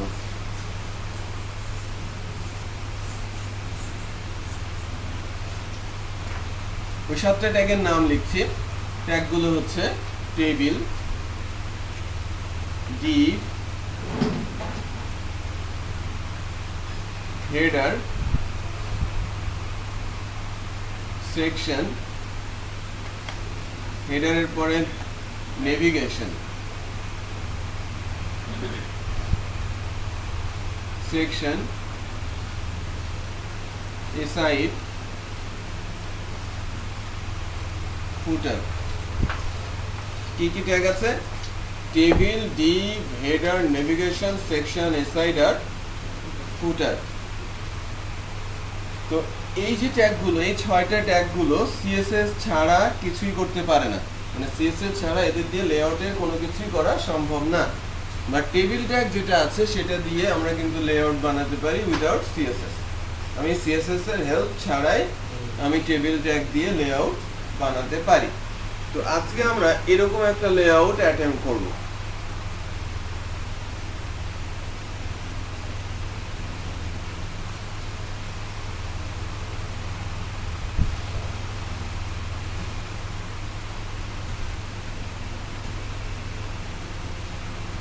Logo, menu, banner,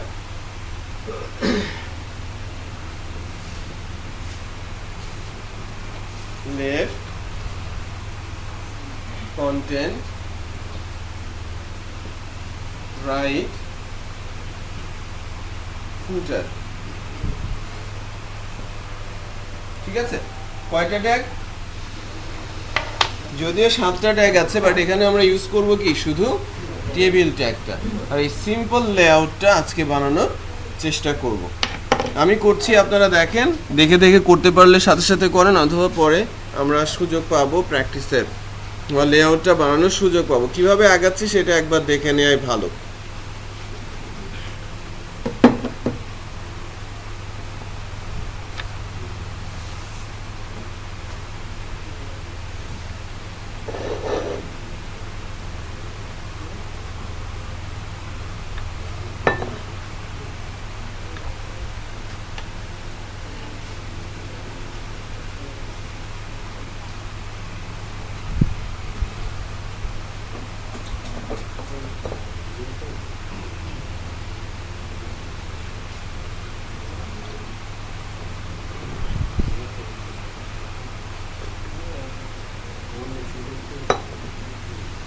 so table বাংলায় চলে আসে না, টেবিল বাংলা বাদ দিই। বাংলায় টেবিল লিখলে কিন্তু সে আউটপুট দেখাবে না। দেখেন আমি টেবিল লিখে যখন গ্রেটার দেন ক্লোজ করেছি, ক্লোজিং ট্যাগটা চলে আসছে না সঙ্গে সঙ্গে, আমি এন্টার প্রেস করছি, এটা ট্যাগ আসছে। তার মানে পুরোটা কিন্তু আমাকে লিখতে হচ্ছে না, এন্টার দিলাম। টেবিল ট্যাগটা 3টা ট্যাগের combination, table row, table data আর টেবিল, 3টা মিলে হচ্ছে কমপ্লিট টেবিল ট্যাগ। টেবিল কি? এই যে আমরা যে টেবিলটা আছে এর কি আছে? রো আর কলাম আছে, কিন্তু হরাইজন্টাল অ্যান্ড ভার্টিক্যাল। সো যদি টেবিল হতো, এই টেবিলটার সারফেস তো 1/1, তাই না? সারফেসটা কি 1/1 না? বাট আমি যদি পুরো ক্লাসরুম বলি, পুরো ক্লাসরুমটা কিন্তু এটা একটা কলাম, এটা একটা কলাম, যার ভেতরে আবার রো আছে কয়টা? 1 2 3 4, আমাকে দিয়ে 5, তাই না? 5টা রো আছে, বোঝা যাচ্ছে? তো টেবিলের রো তৈরি করার জন্য TR আর টেবিলের কলাম তৈরি করার জন্য TD। সো মিনিমাম টেবিল বলতে হলে একটা রো একটা কলাম লাগবে, যেরকম আমাদের টেবিলটা, তাই কি না? আমাদের সামনে যে টেবিলটা সেটা একটা রো আর একটা কলাম আছে না? আচ্ছা, এটা যদি সেভ করি ব্রাউজার থেকে, লোড করে দেখি,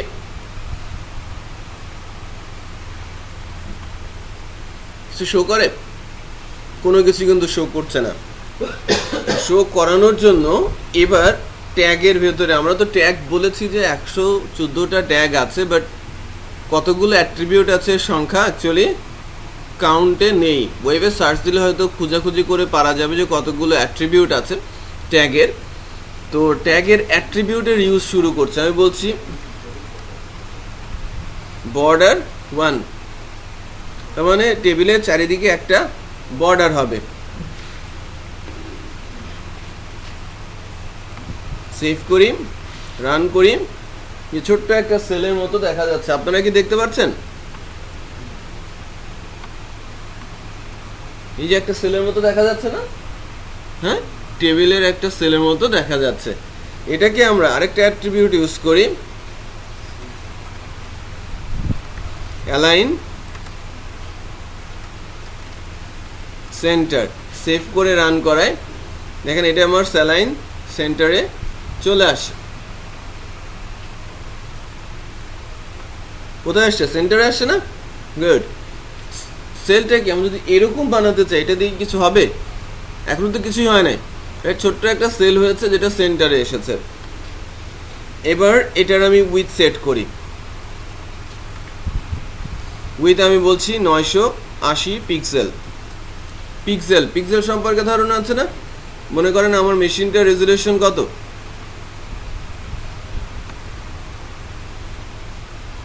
স্ক্রিন রেজুলেশন একটু দেখি, 1366। স্ট্যান্ডার্ড রেজুলেশন কিন্তু এটা না।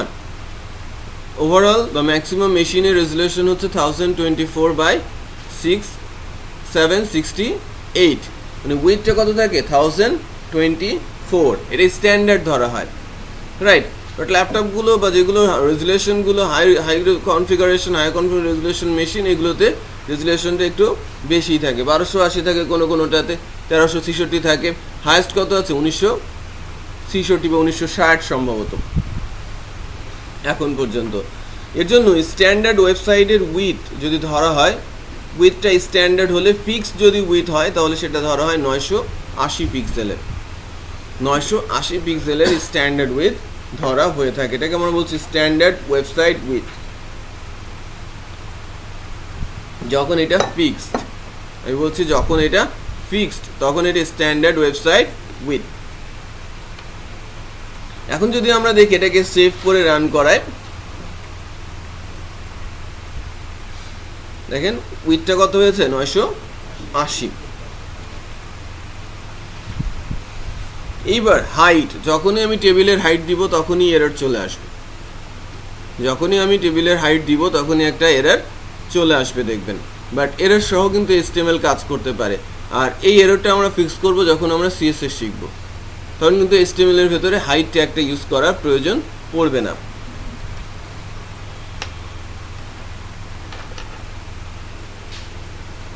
হাইট আমি বলছি কত? লাইক 1300 পিক্সেল অথবা 1100 পিক্সেল। দেখেন রেড মার্ক চলে আসে। HTML5-এ টেবিল ট্যাগের ভেতরে আগে হাইট ইউজ করা যেত, এখন হাইট ইউজ করা যায় না। হাইট লিখলে এটা এরর, বাট হাইটটা লিখেছি, এরর হলেও আমার আউটপুটে কিন্তু হাইটটা শো করবে। করেছে না হাইট? এটা হচ্ছে HTML এর ডিপেন্ডেন্সি বা HTML এর লিমিটেশন বলতে পারেন, যে এরর সহ সে আউটপুট দেখাতে পারে।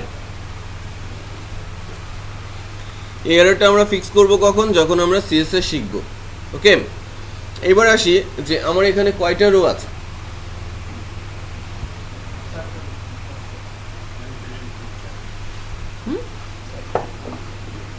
চারটা রো আছে। সো আমরা চারটা রোতে যাই এবং প্রত্যেকটা রোতে কলামের সংখ্যাতে কিন্তু ভেরিয়েশন আছে। যেটা আমরা রোগুলো স্টেডিলি করছি। আমার চারটা রো আছে এবং প্রত্যেকটা রোতে কলাম আছে কয়টা? একটা করে। আমার এখানে কয়টা কলাম আছে? একটা করে না? একটা করে কলাম। আমি একটু দেখি আমাদের টেবিলের ডিজাইন কেমন হয়েছে এখন।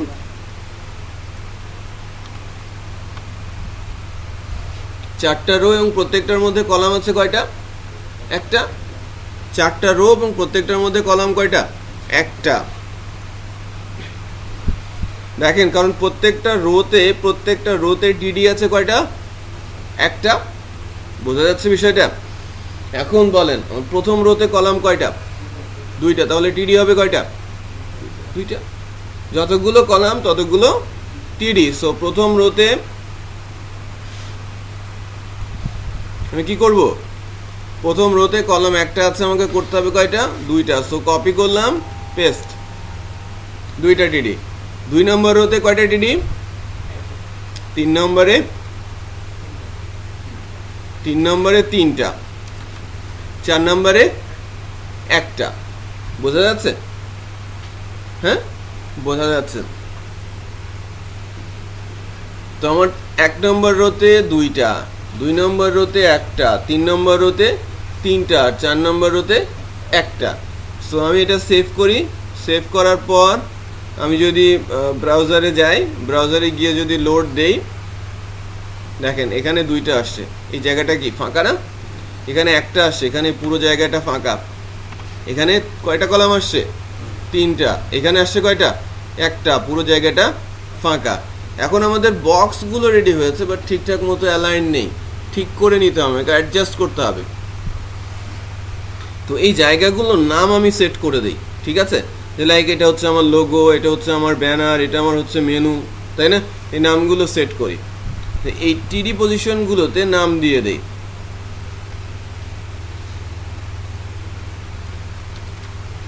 লোগো, ব্যানার,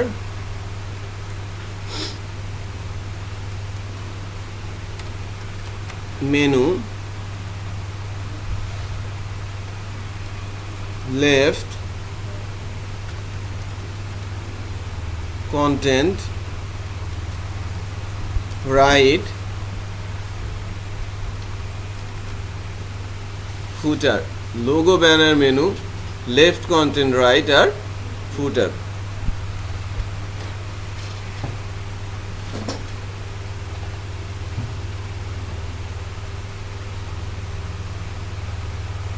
এবার চেক করি। Logo, banner, menu, left, content, right, footer. But একটা জিনিস খেয়াল করি যে আমাদের এই জায়গাটা কিন্তু গ্যাপ, মেনুর পুরো জায়গাটা গ্যাপ। এরকম হলে কি আমাদের ওই লেআউট হবে? হবে না, তাই না? তো এরকম কেন হলো? টেবিলের একটা ডিপেন্ডেন্সি আছে, একটা লিমিটেশন আছে। লিমিটেশনটা কি? টেবিলের সর্বোচ্চ সংখ্যক যতগুলো কলাম থাকে সবগুলো রোতে সে সমান সংখ্যক কলাম এক্সপেক্ট করে। আমার 3 নম্বর রোতে 3টা কলাম আছে, সো সে এক্সপেক্ট করছে যে সবগুলো রোতে 3টা করেই কলাম থাকে। দেখেন, এর জন্য এখানে 2টা আছে, একটা জায়গা ফাঁকা। এখানে একটা আছে, 2টা জায়গা ফাঁকা। সো আমি এখন এদেরকে, মানে আমার কলাম লাগবে একটা, বাট টেবিলকে বোঝাতে হবে না তোমার 3টাই আছে। এটা বুঝতে পারছেন? ফাঁকি দিতে হবে, ফাঁকি দেওয়ার অপশন আছে। টেবিলকে বোঝাতে হবে এখানে 3টাই আছে। সো একটা জিনিস খেয়াল করে না, লোগো, ব্যানার, ওই ব্যানারটা কতটুকু? কন্টেন্ট আর রাইটের সমান না? 2টার সমান, রাইট? সো আমি যদি একটা টিডিকে 2টা টিডির সমান করতে পারি, এই জায়গাটা কভার হয়ে যাবে। একটা টিডিকে 2টা টিডির সমান করতে হবে। সো একটা টিডিকে যদি 2টা টিডির সমান করতে চাই, টিডির মধ্যে গিয়ে COL, কলাম স্প্যান বলতে হবে কত? 2। কলাম স্প্যান আমি যখন বলে দিব 2, ঠিক আছে? কলাম স্প্যান আমি যখন বলে দিব 2, তখন চলে আসবে। লোড দেই, কভার হয়ে গেছে। ঠিক আছে, এটা কভার হয়ে গেছে। কলাম স্প্যান আমার 2। আচ্ছা, মেনুর জন্য কত দিব তাহলে? মেনুর জন্য 3 দিতে হবে। So column span 3। লোড দেই, কলাম স্প্যান আমার 3। আর লেফট, কন্টেন্ট, রাইট তো ঠিকঠাক মতোই আছে। ফুটারের জন্য কত দিব? ফুটারের জন্য হবে কত? 3। সো ফুটারে যাই, ফুটারের ক্ষেত্রেও কলাম স্প্যান হবে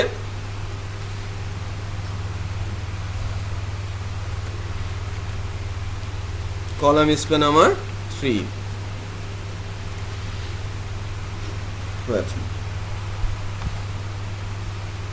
সো কি কি পেলাম? Logo, banner, menu, left, content, right, আর নিচে কি আসছে আমার? ফুটার।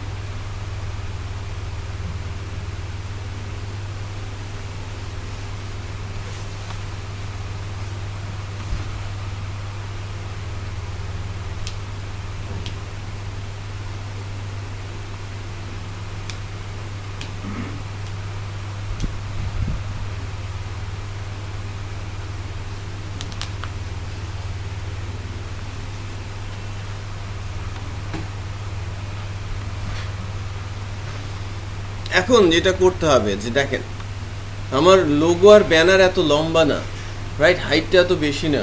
অত বেশি কি? মেনুটার হাইট কি এত বড়? আমাদের হাইট নিয়ে এখন কাজ করতে হবে। এখানেও ডিপেন্ডেন্সি আছে, টেবিলের লিমিটেশন, যে আমি লোগোর উইথ হাইটটা যদি কমিয়ে দেই, ব্যানারের হাইট কমে যাবে। মানে একই রোতে সবাই সমান হাইটের হবে। আবার আমি যদি লোগোর উইথ কমিয়ে দেই, খেয়াল করবেন, আমি যদি লোগোর উইথটা কমিয়ে দেই, এই যে লেফট সাইডের যে উইথটা আছে না, লেফট, এর উইথও কমে যাবে। তার মানে ভার্টিক্যালি ডিপেন্ডেন্ট, আবার হরাইজন্টালি ডিপেন্ডেন্ট। হরাইজন্টালি হাইট বরাবর আর ভার্টিক্যালি উইথ বরাবর। ভার্টিক্যালি উইথ বরাবর, হরাইজন্টালি হাইট বরাবর, রাইট? আমি যখন এই লোগো কমিয়ে দিব, ব্যানারও কমে যাবে। লোগোর উইথ কমিয়ে দিব, লেফটের উইথও কমে যাবে। সো আমি যখন কমিয়ে দিচ্ছি লোগোতে, দেখেন লোগোতে এসে প্রথমে বলছি হাইট 150 পিক্সেল। লোগোর হাইট কমিয়েছি, সাথে সাথে ব্যানারের হাইট কমে গেছে। এবার লোগোর উইথ কমাচ্ছি, উইথ আমি বলছি 150 পিক্সেল। লোগোর উইথ কমে গেছে, লেফটের উইথও কমে গেছে।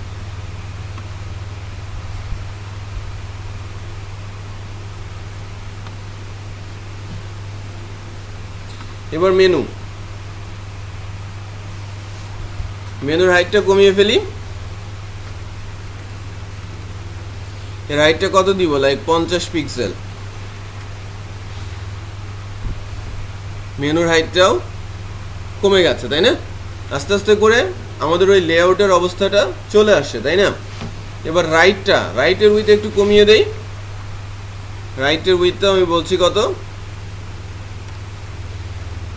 উইথ আমি বলছি 150 পিক্সেল।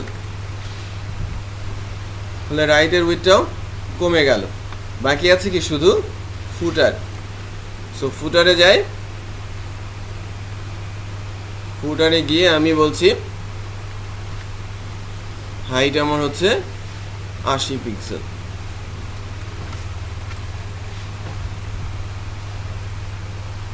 দেখেন আমি যা বানাতে চেয়েছিলাম হয়ে গেছে।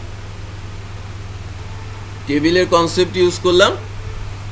টেবিলে প্রথমে নিলাম, টেবিলের একটা রো নিলাম, তারপর একটা কলাম, তারপরে আমি 4টা রো বানালাম, প্রত্যেকের একটা করে কলাম। তারপর যে রোতে যতগুলো কলাম দরকার ততগুলো টিডি দিয়ে দিলাম। তারপর কি কলাম স্প্যান দিয়ে মার্জ করলাম। দেন হাইট আর উইথ ইউজ করে আমার যা করা দরকার সেটা আমি সেরে নিলাম।